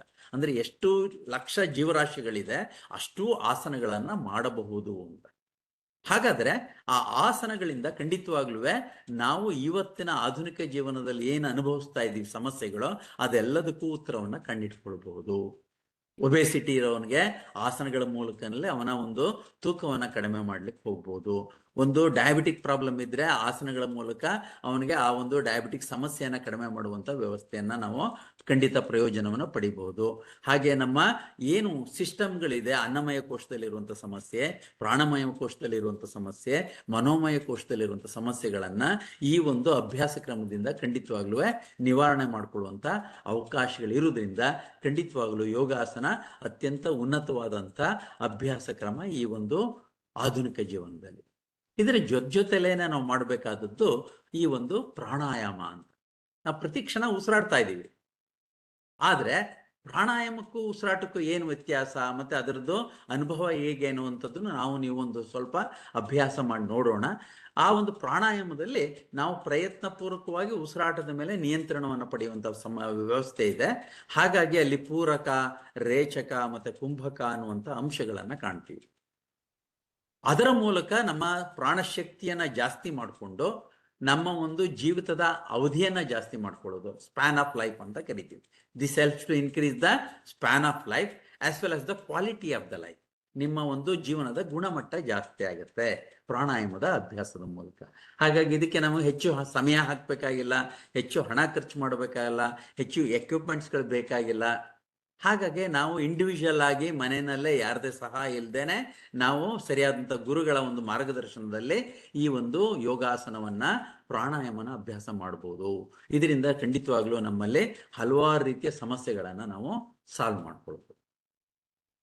ಇನ್ನು ಮುಂದೆ ಬರುವಂಥದ್ದು ಅಂತರಂಗ ಯೋಗ ಅಂತ ಕರಿತೀವಿ, ಧಾರಣ, ಧ್ಯಾನ, ಸಮಾಧಿಗೆ. ಅದನ್ನಲ್ಲಿ ನಾವು ಹೆಚ್ಚಾಗಿ ಮೆಡಿಟೇಷನ್ ಅಂದ ತಕ್ಷಣ ನಾವು ಏನ್ ಮಾಡ್ತೀವಿ, ಧ್ಯಾನ ಅನ್ನುವಂಥ ಪದವನ್ನ ಬಳಸ್ತೀವಿ. ಆದ್ರೆ ಅದಕ್ಕೆ ಸಂಯೋಗ ಆಗಿರುವಂತ ಅಂಶಗಳು ಯಾವುದು ಅಂದ್ರೆ ಪ್ರತ್ಯಾಹಾರ, ಧಾರಣ ಅನ್ನುವಂಥ ಎರಡು ಪ್ರಮುಖವಾದಂಥ ಅಂಶ. ಪ್ರತ್ಯಾಹಾರ ಅಂತಂದ್ರೆ ನಮ್ಮ ಇಂದ್ರಿಯಗಳ ನಿಗ್ರಹ. ನಾವು ಇಂದ್ರಿಯಗಳನ್ನ ನಿಗ್ರಹ ಮಾಡದೇ ಇದ್ರೆ ಮನಸ್ಸನ್ನ ನಿಗ್ರಹ ಮಾಡ್ಲಿಕ್ಕಾಗಲ್ಲ. ಹಾಗಾಗಿ ನಮ್ಮ ಒಂದು 5 ಸೆನ್ಸಸ್ ಏನಿದೆ, ಕಣ್ಣು, ಕಿವಿ, ಮೂಗು, ನಾಲ್ಗೆ, ಚರ್ಮ, ಇದರ ಒಂದು ತೃಪ್ತಿಗಾಗೇನೆ ಇಡೀ ಜೀವನ ಕ್ರಮ ನಡೀತಾ ಇರೋದು. ಹಾಗಾಗಿ ಅದರ ಮೇಲೆ ನಿಯಂತ್ರಣ ಸಾಧಿಸಿದ್ರೆ ನಿನಗೆ ದೈಹಿಕ, ಮಾನಸಿಕ ಆರೋಗ್ಯ ಚೆನ್ನಾಗಿರುತ್ತೆ. ಇದರಿಂದ ನಿನ್ನ ಉನ್ನತವಾದಂಥ ಒಂದು ಅಭ್ಯಾಸ ಕ್ರಮಕ್ಕೆ ಹೋಗ್ಬೋದು ಅನ್ನೋದು ಕಾರಣಕ್ಕೆ ಪ್ರತ್ಯಾಹಾರ ಅನ್ನುವಂಥ ಅಂಶವನ್ನು, ಅಂದ್ರೆ ಈ ಒಂದು ಯಮ ನಿಯಮ, ಆಸನ, ಪ್ರಾಣಾಯಾಮದ ಅಭ್ಯಾಸದಿಂದ ನಮ್ಮ ಇಂದ್ರಿಯಗಳನ್ನ ನಿಯಂತ್ರಿಸಬಹುದು ಅನ್ನುವಂಥದ್ದನ್ನ ನಾನು ಹೇಳಲಿಕ್ಕೆ ಇಷ್ಟಪಡ್ತಾ ಇದ್ದೀನಿ. ಇನ್ನು ಇದರ ಆಧಾರದ ಮೇಲೆ ನಾನು ಧಾರಣ ಅನ್ನುವಂಥ ಒಂದು ಸ್ಪೆಷಲ್ ಕ್ವಾಲಿಟಿ ನಮ್ಮ ಒಂದು ಈಗಿನ ಜಗತ್ತಿಗೆ ಬೇಕಾದಂಥದ್ದು. ಏನು, ವಾಟ್ ಯು ಮೀನ್ ಬೈ ಧಾರಣ ಅಂತಂದ್ರೆ ಯಾವುದೇ ವಿಷಯದ ಮೇಲೆ, ಯಾವುದೇ ವಸ್ತುವಿನ ಮೇಲೆ ನಿರಂತರವಾಗಿ ಪ್ರಯತ್ನ ಪೂರ್ವಕವಾಗಿ ನನ್ನ ಒಂದು ಮನಸ್ಸನ್ನ ಕೇಂದ್ರೀಕರಿಸುವಂಥದ್ದು. That is nothing but concentration, ಏಕಾಗ್ರತೆ ಅಂತ ಕರಿತೀವಿ. ಏಕಾಗ್ರತೆ ಒಂದಿದ್ರೆ ನಿನಗೆ 100ಕ್ಕೆ 100 ಬರುತ್ತೆ ಅಂತ ಹೇಳ್ತಾರೆ. ಆದ್ರೆ how to improve your concentration ಅನ್ನುವಂಥದ್ದನ್ನ ಯಾರು ಹೇಳ್ಕೊಡೋಲ್ಲ ನಮ್ಮ ಮಕ್ಕಳುಗಳಿಗೆ, ನಮ್ಮ ಯುವಜನಾಂಗಕ್ಕೆ. ಕಾನ್ಸಂಟ್ರೇಷನ್ ಅಂತಂದ್ರೆ ಯಾವುದೇ ವಿಷಯದ ಮೇಲೆ, ವಸ್ತುವಿನ ಮೇಲೆ ನಾನು ಮನಸ್ಸನ್ನು ಹಾಕಬೇಕು. ಅದಕ್ಕೆ ಸಿದ್ಧತೆಯನ್ನ ಮಾಡ್ಕೊಳ್ಬೇಕು, ಅದ್ರಲ್ಲಿ ಆಸಕ್ತಿಯನ್ನು ಮೂಡಿಸ್ಬೇಕು. ಒಂದ್ಸತಿ ಮನಸ್ಸನ್ನು ಹಾಕಿ ಅದು ಮನಸ್ಸು ಬೇರೆ ಕಡೆ ಹೋದಾಗ ಮತ್ತೆ ಆ ನಿರ್ದಿಷ್ಟವಾದಂಥ ಒಂದು ವಿಚಾರದ ಮೇಲೇನೆ ನಾನು ವಾಪಸ್ ಮನಸ್ಸನ್ನು ತೆಗೆದುಕೊಂಡು ಬರುವಂತ ಒಂದು ಪರಿಶ್ರಮ ನಾನು ಹಾಕಿದ್ರೆ, ಈ ಎಫರ್ಟನ್ನು ಹಾಕಿದ್ರೆ, ಆ ಎಫರ್ಟ್ ನಿರಂತರವಾಗಿದ್ರೆ ಆ ಒಂದು ನಿರಂತರತೆಯ ಮನಸ್ಸಿನ ಏಕಾಗ್ರತೆಯನ್ನ ನಾವು ಧಾರಣ ಅಂತ ಕರಿತೀವಿ. That is nothing but the concentration. Concentration is nothing but focusing of our attention on any one subject or object continuously with our effort. ಪ್ರಯತ್ನ ಪೂರ್ವಕವಾಗಿ ಮಾಡುವಂತ ಒಂದು ಅಭ್ಯಾಸ ಕ್ರಮ, ಇದನ್ನ ಏಕಾಗ್ರತೆ ಅಂತ ಹೇಳಿ. ಏಕಾಗ್ರತೆ ಇದ್ದಾಗ ಏನ್ ಬರುತ್ತೆ, ನಮ್ಮ ಫೋಕಸಿಂಗ್ ಎಬಿಲಿಟಿ ಜಾಸ್ತಿ ಆಗುತ್ತೆ. ನಮ್ಮ ಒಂದು ಕೆಲಸ ಕಾರ್ಯಗಳಲ್ಲಿ ನಾವು ಮಾಡುವಂತಹ ಎಲ್ಲ ಹಂತದ ಒಂದು ಏನು ಎಜುಕೇಶನ್ ಇರ್ಬೋದು ಅಥವಾ ಪ್ರೊಫೆಷನಲಿಸಮ್ ಇರ್ಬೋದು, ಆ ಕೆಲಸಗಳು ಸಕ್ಸಸ್ ಆಗುತ್ತೆ. ಅಂದ್ರೆ ಮಿಸ್ಟೇಕ್ಸ್ ಕಡಿಮೆ ಆಗುತ್ತೆ, ಸಕ್ಸಸ್ ರೇಟ್ ಜಾಸ್ತಿ ಆಗುತ್ತೆ. ಹಾಗಾಗಿ ಆ ಒಂದು ಧಾರಣದ ಒಂದು ಸ್ಥಿತಿಯಿಂದ ನೀನು ಏನಾದ್ರೂ ನಿನ್ನ ಅಭ್ಯಾಸ ಕ್ರಮವನ್ನು ಮುಂದುವರಿಸಿದ್ರೆ ಅದು ಧ್ಯಾನದ ಸ್ಥಿತಿಗೆ ಹೋಗ್ತೀಯ ಅಂತೀಯ. ಧ್ಯಾನದ ಸ್ಥಿತಿ ಅಂದ್ರೆ ಏನು ಅಂದ್ರೆ, ಯಾವ ಕೆಲಸ ನಾನು ಮಾಡಬೇಕು ಅಂತೀನಿ ಸಂಪೂರ್ಣವಾಗಿ ಅದ್ರಲ್ಲಿ ತೊಡಗಿಸ್ಕೊಂಡ್ಬಿಡೋದು, total attachment with that particular thing. ಅಂದ್ರೆ ತೈಲಧಾರೆಯಂತೆ ಮನಸ್ಸನ್ನ ನಿರ್ದಿಷ್ಟ ವಿಚಾರದ ಮೇಲೆ ಹರಿಯತೊಡುವಂತ ಒಂದು ಸಾಮರ್ಥ್ಯ ನಮಗ್ ಬಂತು ಅಂದ್ರೆ ಅದನ್ನ ಧ್ಯಾನ ಅಂತ ಕರಿತೀವಿ. Uninterrupted flow of thought waves on a subject or object is called as meditation ಅಂತ ಕರಿತೀವಿ. ಧ್ಯಾನ ಅಂದ್ರೆ ಬರೀ ದೇವ್ರನ್ನೇ ಕುರ್ತು ಮಾಡ್ಬೇಕು ಅಂತಿಲ್ಲ. ದೇವರು ಅಂತಂದ್ರೆ ಅದರ ಅಗಾಧವಾದಂತ ಶಕ್ತಿ. ಆ ಶಕ್ತಿಯನ್ನ ಮೇಲೆ ಸಂಯೋಜನೆ ಮಾಡೋದಕ್ಕೆ ನಮ್ಮ ಹಿರಿಯರು ಹಲವಾರು ಸಾಧನಾ ಮಾರ್ಗವನ್ನ ಕಂಡಿಡ್ಕೊಂಡಿದ್ರು. ನಮ್ಮ ಆಧುನಿಕ ಜೀವನದಲ್ಲಿ ಏನು ಬೇಕು, ನಮ್ಮ ಆರೋಗ್ಯಕ್ಕೋಸ್ಕರ ನನ್ನ ಒಂದು ಮನಸ್ಸನ್ನ ನನ್ನ ಕೆಲಸದಲ್ಲಿ, ನನ್ನ ಒಂದು ಜವಾಬ್ದಾರಿನಲ್ಲಿ ತೊಡಗಿಸ್ಬೇಕಾಗಿದೆ. ಹಾಗಾಗಿ ನಾನು ಮೊದಲು ಆ ಒಂದು ಕಾರ್ಯದಲ್ಲಿ, ಆ ಕೆಲಸದಲ್ಲಿ ನನ್ನ ಮನಸ್ಸನ್ನ ತೊಡಗಿಸೋದಾದ್ರೆ ಖಂಡಿತ ಅದರಲ್ಲೇ ನೀನು ದೇವತ್ವವನ್ನ ಪಡಿಬಹುದು ಅನ್ನುವಂಥದ್ದು ಆ ಒಂದು ನಿತ್ಯ ಸತ್ಯ. ಅಂದ್ರೆ ದಟ್ ಈಸ್ ದ ಟ್ರೂತ್. ಹಾಗಾಗಿ ನಾವ್ ಏನ್ ಸಣ್ಣ ಕೆಲಸ ಮಾಡ್ಲಿ, ಒಂದು ಸಣ್ಣ ಕಸ ಗುಡಿಸೋ ಕೆಲಸದಿಂದ ಅತ್ಯಂತ ಉನ್ನತ ಜವಾಬ್ದಾರಿ ಯಾವುದೋ ಒಂದು ಪ್ರೈಮ್ ಮಿನಿಸ್ಟರ್ ಪೋಸ್ಟ್ ಇದೆ ಅಂದ್ರೆ ಅಲ್ಲಿವರೆಗೂ ಬೇಕಾದಂತ ಅಂಶ ಯಾವುದು ಅಂದ್ರೆ ನನ್ನನ್ನ ನಾನು ಸಂಪೂರ್ಣವಾಗಿ ಅದು ತೊಡಗಿಸ್ಕೊಳ್ಳೋದು. ಆ ಒಂದು ಕ್ವಾಲಿಟಿ ಯಾತ್ರೆಯಿಂದ ಬರುತ್ತೆ, ಅಂತಹ ಮಾನಸಿಕ ಶಕ್ತಿ ಯಾತ್ರೆಯಿಂದ ಬರುತ್ತೆ ಅಂದ್ರೆ ಯೋಗದ ಅಭ್ಯಾಸದಿಂದ ಬರುತ್ತೆ. ಹಾಗಾಗಿ in totally these practices, yoga practices ನಿನ್ನ ಒಂದು ಸಂಪೂರ್ಣ ದೈಹಿಕ, ಮಾನಸಿಕ, ಭಾವನಾತ್ಮಕ, ಮುಂದಕ್ಕೆ ಆಧ್ಯಾತ್ಮಿಕ ಆರೋಗ್ಯಕ್ಕೂ ದಾರಿ ಆಗುತ್ತೆ ಅನ್ನೋದನ್ನ ನಾನು ನಿಮ್ಮ ಮುಂದೆ ಹೇಳಲಿಕ್ಕೆ ಇಷ್ಟಪಡ್ತಾ ಇದ್ದೀನಿ. ಸರ್, ಈಗ ನೀವು ಎಷ್ಟೆಲ್ಲ ಹೇಳ್ತಾ ಇದ್ರಿ, you have to give some sample or you have to give some practice ಅಂತ ಹೇಳ್ಬೋದು ಅಲ್ವಾ. ಈಗ ನಮಗ್ ಬೇಕಾಗಿರೋದೆ ಅದು. ವಿಚಾರ ಏನೇ ಇದ್ರೂ ನಾವು ಹೇಗೆ ಅಭ್ಯಾಸ ಮಾಡ್ಬೋದು ಅಂತ. ಇದರಲ್ಲಿ ನಾವು ಸಾಮಾನ್ಯವಾಗಿ ಯೋಗ ಫಾರ್ ಜನರಲ್ ಹೆಲ್ತ್ ಅಂತ ತಗೊಳ್ತೀವಿ. ಅಂದ್ರೆ ಯೋಗ ಸಾಮಾನ್ಯವಾಗಿ ಈಗ ನಮಗೆ ಆರೋಗ್ಯವಾಗಿರ್ಬೇಕಪ್ಪ ಅವನು. ಸರ್, ಯೋಗ ಯಾತಕ್ಕೆ ಮಾಡಬೇಕು ಅಂದ್ರೆ ನನಗೇನೋ ಸಮಸ್ಯೆ ಇದೆ, ಆಗ ಬಂದಾಗ ಮಾಡಬೇಕು ಅನ್ನೋದು ಕೆಲವರ ಅಭಿಪ್ರಾಯ. ಅದು ಸುಳ್ಳು. ಅದು ನಾವು ಆರೋಗ್ಯವಾಗಿದ್ದೀವಿ, ಈಗ ನೋಡ್ಲಿಕ್ಕೆ ಚೆನ್ನಾಗಿದ್ದೀವಿ, ಸಣ್ಣಗಿದ್ದೀವಿ. ಆ ಆರೋಗ್ಯವನ್ನ ಕಾಪಾಡ್ಕೊಳ್ಲಿಕ್ಕೆ, ಸಣ್ಣಗಿರೋದು ಕಾಪಾಡ್ಕೊಳ್ಲಿಕ್ಕೆ, ಆ ಮುಖದಲ್ಲಿರುವಂತ ಕಾಂತಿಯನ್ನ ಕಾಪಾಡ್ಕೊಳ್ಲಿಕ್ಕೆ ಯೋಗ ಬೇಕು. ಅದಿದ್ರೆ ನಿಂಗೆ ಏನಾಗುತ್ತೆ, ಈಗೇನೇ ನಿಂದ ಟೋಟಲ್ ಹೆಲ್ತ್ ಅಂತ ಏನ್ ಅನ್ಕೊಳ್ತಾ ಇದೆ ಅದನ್ನ ನೀನ್ ಕ್ಯಾರಿ ಮಾಡ್ಬೋದು. ಅದರ್ವೈಸ್ ಇವತ್ತು ಮಾಡರ್ನ್ ಲೈಫ್ ನಲ್ಲಿ ಇರುವಂತ ಪ್ರೆಷರ್ ಇಂದ ನಿನ್ಗೇನಾಗುತ್ತೆ, ಅದರಿಂದ ಶಿಫ್ಟ್ ಆಗ್ತೀಯ ಅದಕ್ಕೆ, ಇಲ್ಲಿ ಹೆಲ್ತ್ಗೆ, ಹೆಲ್ತ್ ಇಂದ ಇಲ್ಲಿ ಹೆಲ್ತ್ಗೆ ಶಿಫ್ಟ್ ಆಗ್ತೀಯ. ಹಾಗಾಗಿ ನೀನ್ ಯಾವಾಗ್ಲೂ ಆರೋಗ್ಯವಾಗಿರ್ಬೇಕು ಅಂದ್ರೆ have to do the some yogic practices. Yogic practices ನಲ್ಲಿ ಇದೆಯೇ ಅಂತಂದ್ರೆ ನಿನಗೆ ಆ ಆರೋಗ್ಯವನ್ನ ಕಾಪಾಡ್ಕೊಳ್ಲಿಕ್ಕೆ ಸಾಧ್ಯ ಆಗುತ್ತೆ. ಸರ್, ನನ್ಗೆ ಆಗ ಗೊತ್ತಾಗ್ಲಿಲ್ಲ ಸರ್, ನನ್ಗೇನೋ ಸಮಸ್ಯೆ ಬಂದ್ಬಿಟ್ಟಿದೆ ನನಗೀಗ ಅಂತಂದ್ರೆ ಆ ಸಮಸ್ಯೆಯನ್ನ ಹೋಗ್ಲಾಡ್ಸ್ಲಿಕ್ಕೂ ಯೋಗದ ಅಭ್ಯಾಸಗಳು ಬೇಕಾಗುತ್ತೆ. ಹಾಗಾಗಿ ಆರೋಗ್ಯ ಇರುವಂಥದ್ದನ್ನ ಆರೋಗ್ಯ ಕಾಪಾಡ್ಕೊಳ್ಲಿಕ್ಕೆ, ಅನಾರೋಗ್ಯದವ್ರಿಗೆ ಒಳ್ಳೆಯ ರೀತಿಯ ಆರೋಗ್ಯನ ಕಲ್ಪಿಸ್ಕೊಳ್ಲಿಕ್ಕೆ, ಮತ್ತೆ ನಿನ್ನನ್ನ ಅತ್ಯಂತ ಉನ್ನತವಾದಂಥ ವ್ಯಕ್ತಿಯಾಗಿ ಮಾಡಲಿಕ್ಕೆ ಈ ಒಂದು ಯೋಗದ ಅಭ್ಯಾಸ ಬೇಕಾಗುತ್ತೆ. ಹಾಗಾಗಿ ಬಹಳ ಪ್ರಮುಖವಾಗಿ ನಾವು ಕೆಲವೊಂದು ಯೋಗಿಕ್ ಆಕ್ಟಿವಿಟೀಸ್ನ ಸೆಲೆಕ್ಟ್ ಮಾಡ್ತೀವಿ. ಏನೇನು ಯೋಗಿಕ್ ಆಕ್ಟಿವಿಟೀಸ್ ಅಂತ ಹೇಳ್ಬೋದು? ನಾವೆಲ್ಲ ಮಾಡಬಹುದಾದಂಥ ಆಕ್ಟಿವಿಟೀಸ್ನಲ್ಲಿ ಸರಳವಾದ ಆಕ್ಟಿವಿಟಿನ ನಾವು ಸೂಕ್ಷ್ಮ ವ್ಯಾಯಾಮಗಳು ಅಂತ ಕರಿತೀವಿ.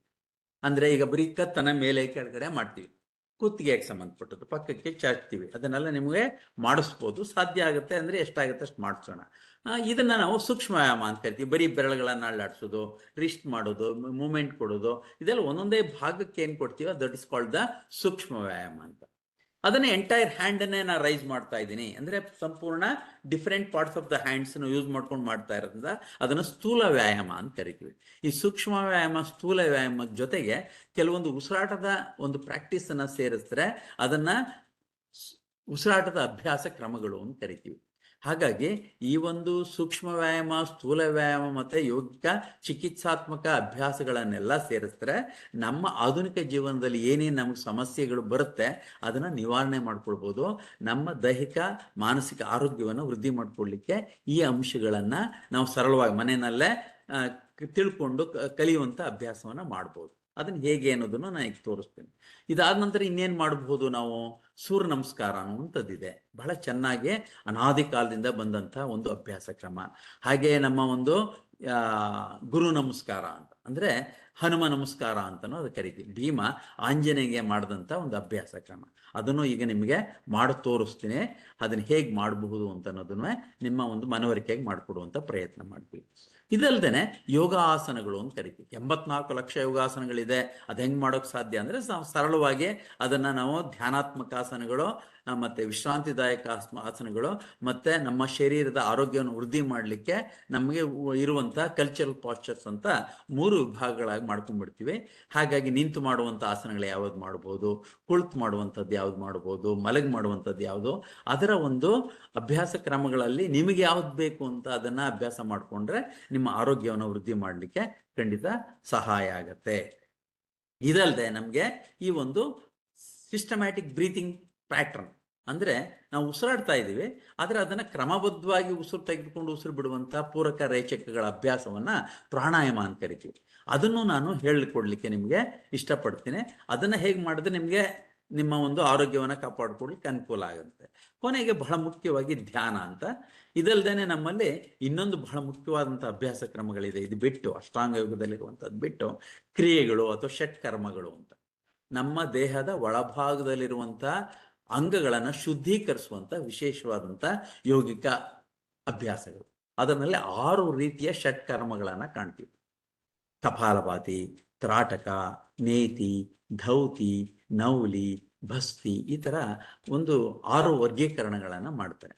ಹಾಗಾಗಿ ಅದರಲ್ಲಿ ದಿನನಿತ್ಯ ಕಪಾಲಭಾತಿ ಮಾಡ್ಕೊಳ್ಳೋದ್ರಿಂದ, ಭಸ್ರಿಕೆ ಮಾಡ್ಕೊಳ್ಳೋದ್ರಿಂದ, ತ್ರಾಟಕದ ಅಭ್ಯಾಸ ಮಾಡೋದ್ರಿಂದ, ನವಲಿ ಕ್ರಿಯೆ ಮಾಡೋದ್ರಿಂದ ಖಂಡಿತವಾಗ್ಲೂ ನಾವು ಬೇಕಾದಷ್ಟು ರೀತಿ ಸಮಸ್ಯೆಗಳಿಂದ ದೂರ ಇರಲಿಕ್ಕೆ ಸಾಧ್ಯ ಇದೆ. ಅದಕ್ಕೆಲ್ಲ ಹಣನೂ ಜಾಸ್ತಿ ಖರ್ಚು ಮಾಡಬೇಕಾಗಿಲ್ಲ, ಅಥವಾ ಡಾಕ್ಟರ್ಗಳ ಹತ್ರ ಹೋಗಿ ನಾವು ಹಣನ ಖರ್ಚು ಮಾಡಿ ಆರೋಗ್ಯವನ್ನು ಹಾಳು ಮಾಡ್ಕೊಳ್ಬೇಕಾದಂಥ ಅಗತ್ಯ ಇಲ್ಲ. ಅದರಿಂದ ಅದು ನಮ್ಮ ಆರೋಗ್ಯಕ್ಕೆ ತುಂಬ ಹೆಚ್ಚಿನ ಆಧುನಿಕ ಜೀವನದಲ್ಲಿ ಅನುಕೂಲವನ್ನು ಮಾಡಿಕೊಡ್ತಾ ಇದೆ. ಈ ಅಂಶಗಳನ್ನು ತಮಗೆ ತಿಳಿಸ್ಕೊಡ್ಲಿಕ್ಕೆ ಇಷ್ಟಪಡ್ತಾ ಇದ್ದೀನಿ. ಇನ್ನು ಅದಾದ ನಂತರ ಕೊನೆಯಲ್ಲಿ ಈ ಶವಾಸನ ಅಂತ ಕರೀತಾರೆ. ಈ shavasana also one of the very very useful technique. ಅದರಲ್ಲಿ ಹಲವಾರು ರೀತಿಯ ಶವಾಸನಗಳಿದೆ. ಅಂದರೆ IRT instant relaxation technique, QRT quick relaxation technique, DRT deep relaxation technique, ಮತ್ತು ಯೋಗ ನಿದ್ರಾ ನಮ್ಮ ಒಂದು ಹಿಂದಿನ ಋಷಿಮುನಿಗಳು ಅನುಸರಿಸ್ತಿದ್ದಂಥ ಒಂದು ಮಾರ್ಗ. ಹೀಗೆ ಹಲವಾರು ರೀತಿಯ ದೇಹಕ್ಕೆ ವಿಶ್ರಾಂತಿ ಕೊಡುವಂಥ ಒಂದು ತಂತ್ರಗಳನ್ನು ನಾವು ಶವಾಸನದಲ್ಲಿ ನಾವು ಬಳಸ್ಬೋದು. ಅದರಿಂದ ನಾವು ಏನೇ ಕೆಲಸ ಮಾಡ್ತಾ ಇದ್ರೂ ರಿಲ್ಯಾಕ್ಸಿಂಗ್ ಆಗಿ ಮಾಡೋದ್ರಿಂದ ನಮ್ಮ ಎನರ್ಜಿ ಲಾಸ್ ಆಗೋದು ಕಮ್ಮಿ ಆಗುತ್ತೆ, ಮನಸ್ಸಿಗೆ ಉಂಟಾಗುವಂಥ ಉದ್ವೇಗ ಮತ್ತು ಆ ಸ್ಟ್ರೆಸ್ ಅನ್ನೋದನ್ನು ಕಡಿಮೆ ಮಾಡ್ಕೊಳ್ಬೋದು. ಹಾಗಾಗಿ ಒಟ್ಟಾರೆಯಾಗಿ ಹೇಳಬೇಕು ಅಂತಂದರೆ ಸರಳವಾದಂಥ ಯೋಗದ ಅಭ್ಯಾಸ ಕ್ರಮಗಳಿಂದ ನಮ್ಮಲ್ಲಿ ಈಗ ಏನೇನು ಎದುರಿಸ್ತಾ ಇದ್ದೀವಿ, ಸೈಕೋಸೊಮ್ಯಾಟಿಕ್ ಡಿಸಾರ್ಡರ್ಸ್ ಅಂತ, ಡಯಾಬಿಟಿಕ್ ಇರ್ಬೋದು, ಒಬೆಸಿಟಿ ಇರ್ಬೋದು, ಗ್ಯಾಸ್ಟ್ರೈಟಿಸ್ ಇರ್ಬೋದು, ಹೈಪರ್ ಟೆನ್ಷನ್ ಇರ್ಬೋದು, ಹಾರ್ಟ್ ಪ್ರಾಬ್ಲಮ್ ಇರ್ಬೋದು, ಲ್ಯಾಕ್ ಆಫ್ ಇಂಟ್ರೆಸ್ಟ್ ಇರ್ಬೋದು, ಕಾನ್ಸ್ಟಿಪೇಷನ್ ಇರ್ಬೋದು, ಜಾಯಿಂಟ್ಸ್ ಪೈನ್ ಇರ್ಬೋದು, ಇದು ಯಾವುದು ವೈರಸ್ ಬ್ಯಾಕ್ಟೀರಿಯಾದಿಂದ ಬಂದದ್ದಲ್ಲ, ನಮ್ಮ ಒಂದು ಜೀವನದ ಪದ್ಧತಿಯಿಂದ ಮನಸ್ಸಿನ ಮೇಲೆ ಉಂಟಾದಂಥ ಒತ್ತಡಗಳಿಂದ ಬಂದಂಥ ಸಮಸ್ಯೆಗಳು. ಅದರಿಂದ ನಾವು ಅದನ್ನು ಹೇಗೆ ತಗೊಳ್ಬೋದು, ಅದನ್ನು ಹೇಗೆ ನಿವಾರಣೆ ಮಾಡಿಕೊಳ್ಬೋದು ಅನ್ನೋದಕ್ಕೆ ಯೋಗದಲ್ಲಿ ಉತ್ತರ ಇದೆ. ಹಾಗಾಗಿ ಈ ಒಂದು ಸೆಷನನ್ನು ತಾವು ಹಲವಾರು ಹಿರಿಯರಿದ್ರಿ, ಮನೆಯಲ್ಲಿ ಇದನ್ನು ನಾವೇ ಮಾಡ್ಕೊಳ್ಬಹುದಾದಂಥ ವಿದ್ಯಾರ್ಥಿಗಳಾಗ್ಬೋದು, ಅಥವಾ ಇನ್ಯಾರೇ ಆಫೀಸ್ಗೆ ಹೋಗುವಂಥ ಪ್ರೊಫೆಷನಲಿಸ್ಟ್ ಆಗ್ಬೋದು, ಎಲ್ಲರಿಗೂ ಇದು ಉಪಯುಕ್ತವಾಗಿರುವಂಥದ್ದು ಈ ಒಂದು ಯೋಗಾಸನದ ಅಭ್ಯಾಸಗಳು. ಮತ್ತು ಅದಕ್ಕೆ ಪೂರಕವಾದಂಥ ಪ್ರಾಣಾಯಾಮ ಮತ್ತು ಧ್ಯಾನದ ಅಭ್ಯಾಸ ಕ್ರಮಗಳು. ಅದರಲ್ಲಿ ಕೆಲವೊಂದನ್ನು ಮಾಡೋಣ, ಕೆಲವೊಂದನ್ನು ನೋಡೋಣ. ಓಕೆ, ಇಲ್ಲಿಗೆ ನಾನು ಒಂದು ಹಂತದಲ್ಲಿ ಸ್ಟಾಪ್ ಮಾಡ್ತೀನಿ. ನಿಮ್ದು ಏನಾದ್ರು ಪ್ರಶ್ನೆ ಇದ್ರೆ ಕೇಳಿಬಿಟ್ಟು ನಂತರ ಕೆಲವೊಂದು ಪ್ರಾಕ್ಟೀಸನ್ನು ಒಂದೊಂದು ಟಿಪ್ಸನ್ನು ನಿಮ್ಗೆ ಕೊಡುವಂಥ ಪ್ರಯತ್ನ ಮಾಡ್ತೀನಿ. Any question up to this stage?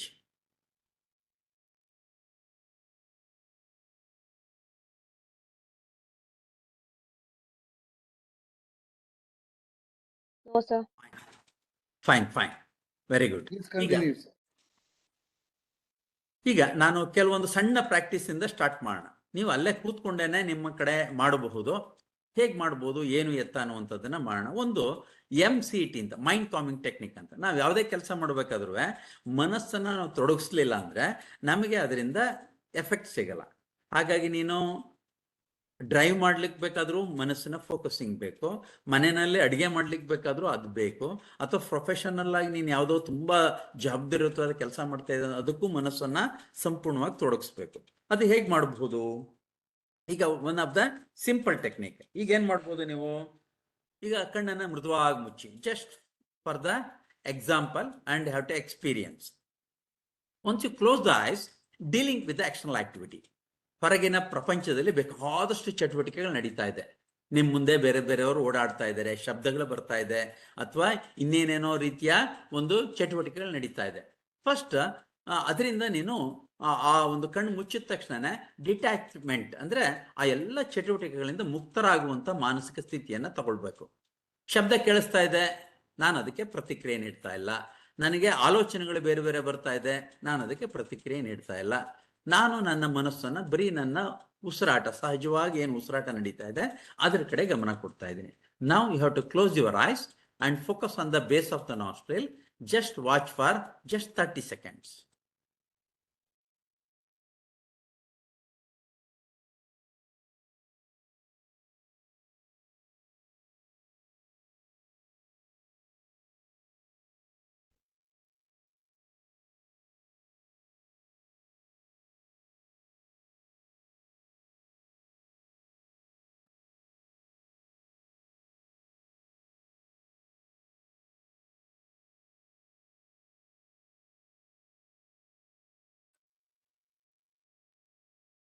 ಈ ಒಂದು 30 seconds ನಲ್ಲಿ ನಮ್ಗೇನು ಅನ್ನಿಸ್ತು?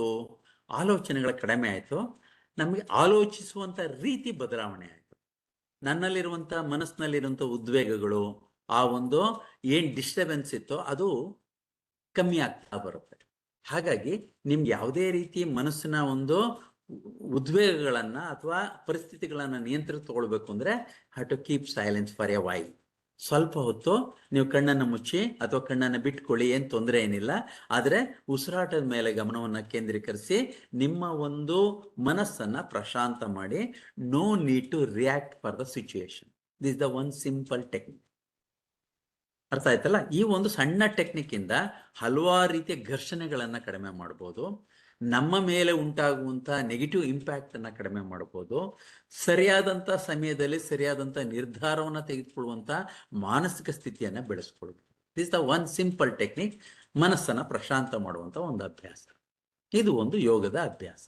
ಇದರ ಮುಂದುವರೆದ ಭಾಗದಲ್ಲಿ ಅತ್ಯಂತ ಉನ್ನತ ಸ್ಥಿತಿಗೆ ತೆಗೆದುಕೊಂಡು ಹೋಗುವಂತ ಧ್ಯಾನಕ್ಕೆ ಹೋಗಬಹುದು. ಆದ್ರೆ ಪ್ರಾರಂಭದಲ್ಲೇ ನಾನು ಕಣ್ಣು ಮುಚ್ಚಿದ ತಕ್ಷಣನೇ ನಾನು ಶಬ್ದಗಳಿಗೆ, ಆಲೋಚನೆಗಳಿಗೆ ಪ್ರತಿಕ್ರಿಯೆ ನೀಡದೇ ಇರುವಂತ ಒಂದು ಮನಸ್ಥಿತಿಯನ್ನ ನೀನು ಸ್ವಲ್ಪ ಸಮಯದವರೆಗೆ ಮಾಡ್ಕೊಂಡ್ರೆ ಆಗೇನಾಗುತ್ತೆ? ಮನಸ್ಸು ಪ್ರಶಾಂತ ಆಗುತ್ತೆ. ಮೊದಲನೇ ಟೆಕ್ನಿಕ್. ಎರಡನೇ ಟೆಕ್ನಿಕ್, ಇದಕ್ಕೆ ಸ್ವಲ್ಪ ನಾನು ಎನರ್ಜಿಯನ್ನು ಜಾಸ್ತಿ ಕೊಡೋಣ ಅಂದಾಗ ನಾನು have to go for the conscious breathing. ನೀನು ಪ್ರಜ್ಞಾಪೂರ್ವಕವಾಗಿ ಉಸಿರು ತಗೊಳ್ತೀನಿ, ಉಸಿರು ಬಿಡ್ತೀನಿ. ಈಗ ದಯವಿಟ್ಟು ಎಲ್ಲರೂ ಇದೆಲ್ಲ ನೀವು ಕೂತ್ ಕಡೆನೆ ಮಾಡಬಹುದು. ನಾವು have to keep your eyes close, focus on the base of the nostril, go for long inhalation, deep and long inhalation with awareness, slow and steady exhalation with awareness. ಉಸಿರಾಡುತ್ತಿರುವಂತ ಗಾಳಿನಲ್ಲಿ have to feel the coolness. ತಣ್ಣನೆಯ ಗಾಳಿ ಹೊರ ಹೋಗ್ತಿರೋದನ್ನ ಗಮನಿಸಿ, ಬೆಚ್ಚನೆಯ ಗಾಳಿ ಹೊರ ಬರ್ತಿರೋದನ್ನ ಗಮನಿಸಿ. ಮತ್ತೆ 4-6 ಬಾರಿ ಮಾಡಿ.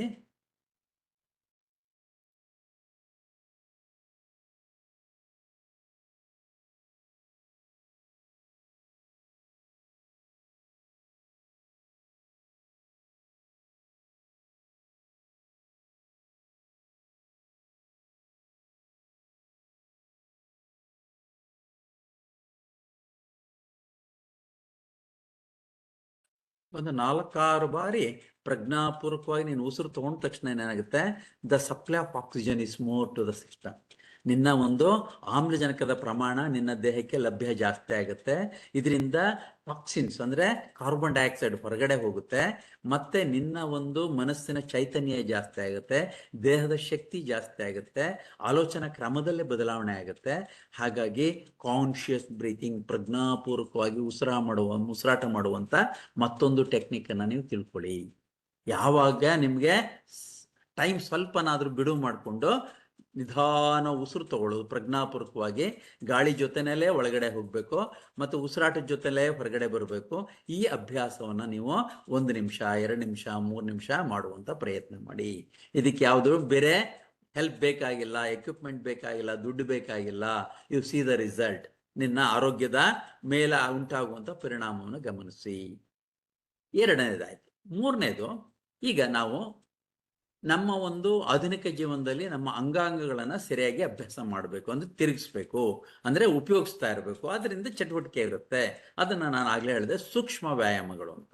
ಈಗ ಫಾರ್ ಎಕ್ಸಾಂಪಲ್ ನಿಮ್ಗೆ ಈಗ ನಮ್ಮ ತಲೆನಲ್ಲಿರುವಂತ ಬ್ರೈನ್ಗೂ ಮತ್ತೆ ನಮ್ಮ ದೇಹದ ಭಾಗದಲ್ಲಿರುವಂತ ಡಿಫ್ರೆಂಟ್ ಯೂನಿಟ್ಸ್ಗೂ ಕನೆಕ್ಟಿಂಗ್ ಪಾಯಿಂಟ್ ಯಾವುದು ಅಂದ್ರೆ ಈ ನೆಕ್ನಲ್ಲಿ ಆ ನರ್ವ್ ಪಂಜೆಂಟ್ ಹೋಗ್ತಾ ಇರುತ್ತೆ, ಅಂದ್ರೆ ನರ ಹೋಗುವಂತ ಜಾಗ.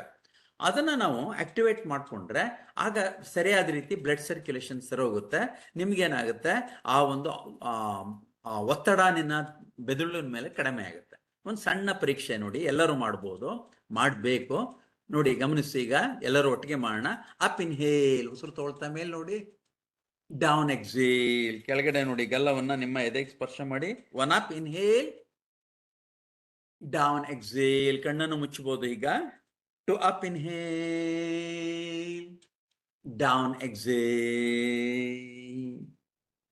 4 up inhale, down exhale. 5 up inhale, down exhale. ಸ್ವಲ್ಪ ಹೊತ್ತು ನೋಡಿ. 5 ಮಾಡೋದಕ್ಕೆ ನಿಮಗೆ ಆ ಭಾಗದಲ್ಲಿ ಏನು ಬದಲಾವಣೆ ಆಗ್ತಾ ಇದೆ, ಉಸಿರಾಟದಿಂದ ಏನು ಲಾಭ ಆಗ್ತಾ ಇದೆ, ನಿಮಗೆ you have to feel it. ನಿಮಗೆ ಗೊತ್ತಾಗುತ್ತೆ. ಅದೇ ಥರನೇ ಬಲಕ್ಕೆ, ಎಡಕ್ಕೆ, ಮತ್ತೆ ನಾವು ಟರ್ನಿಂಗ್, ಇವೆಲ್ಲ ನೀವು ಮಾಡಿಕೊಂಡ್ರೆ ಸ್ವಲ್ಪ ಆ ಒಂದು ಭಾಗದ ಒಂದು ಆರೋಗ್ಯವನ್ನು ಕಾಪಾಡ್ಕೊಳ್ಳಿಕ್ಕೆ ಅನುಕೂಲ ಆಗುತ್ತೆ. ಅರ್ಥ ಆಯ್ತಲ್ಲ?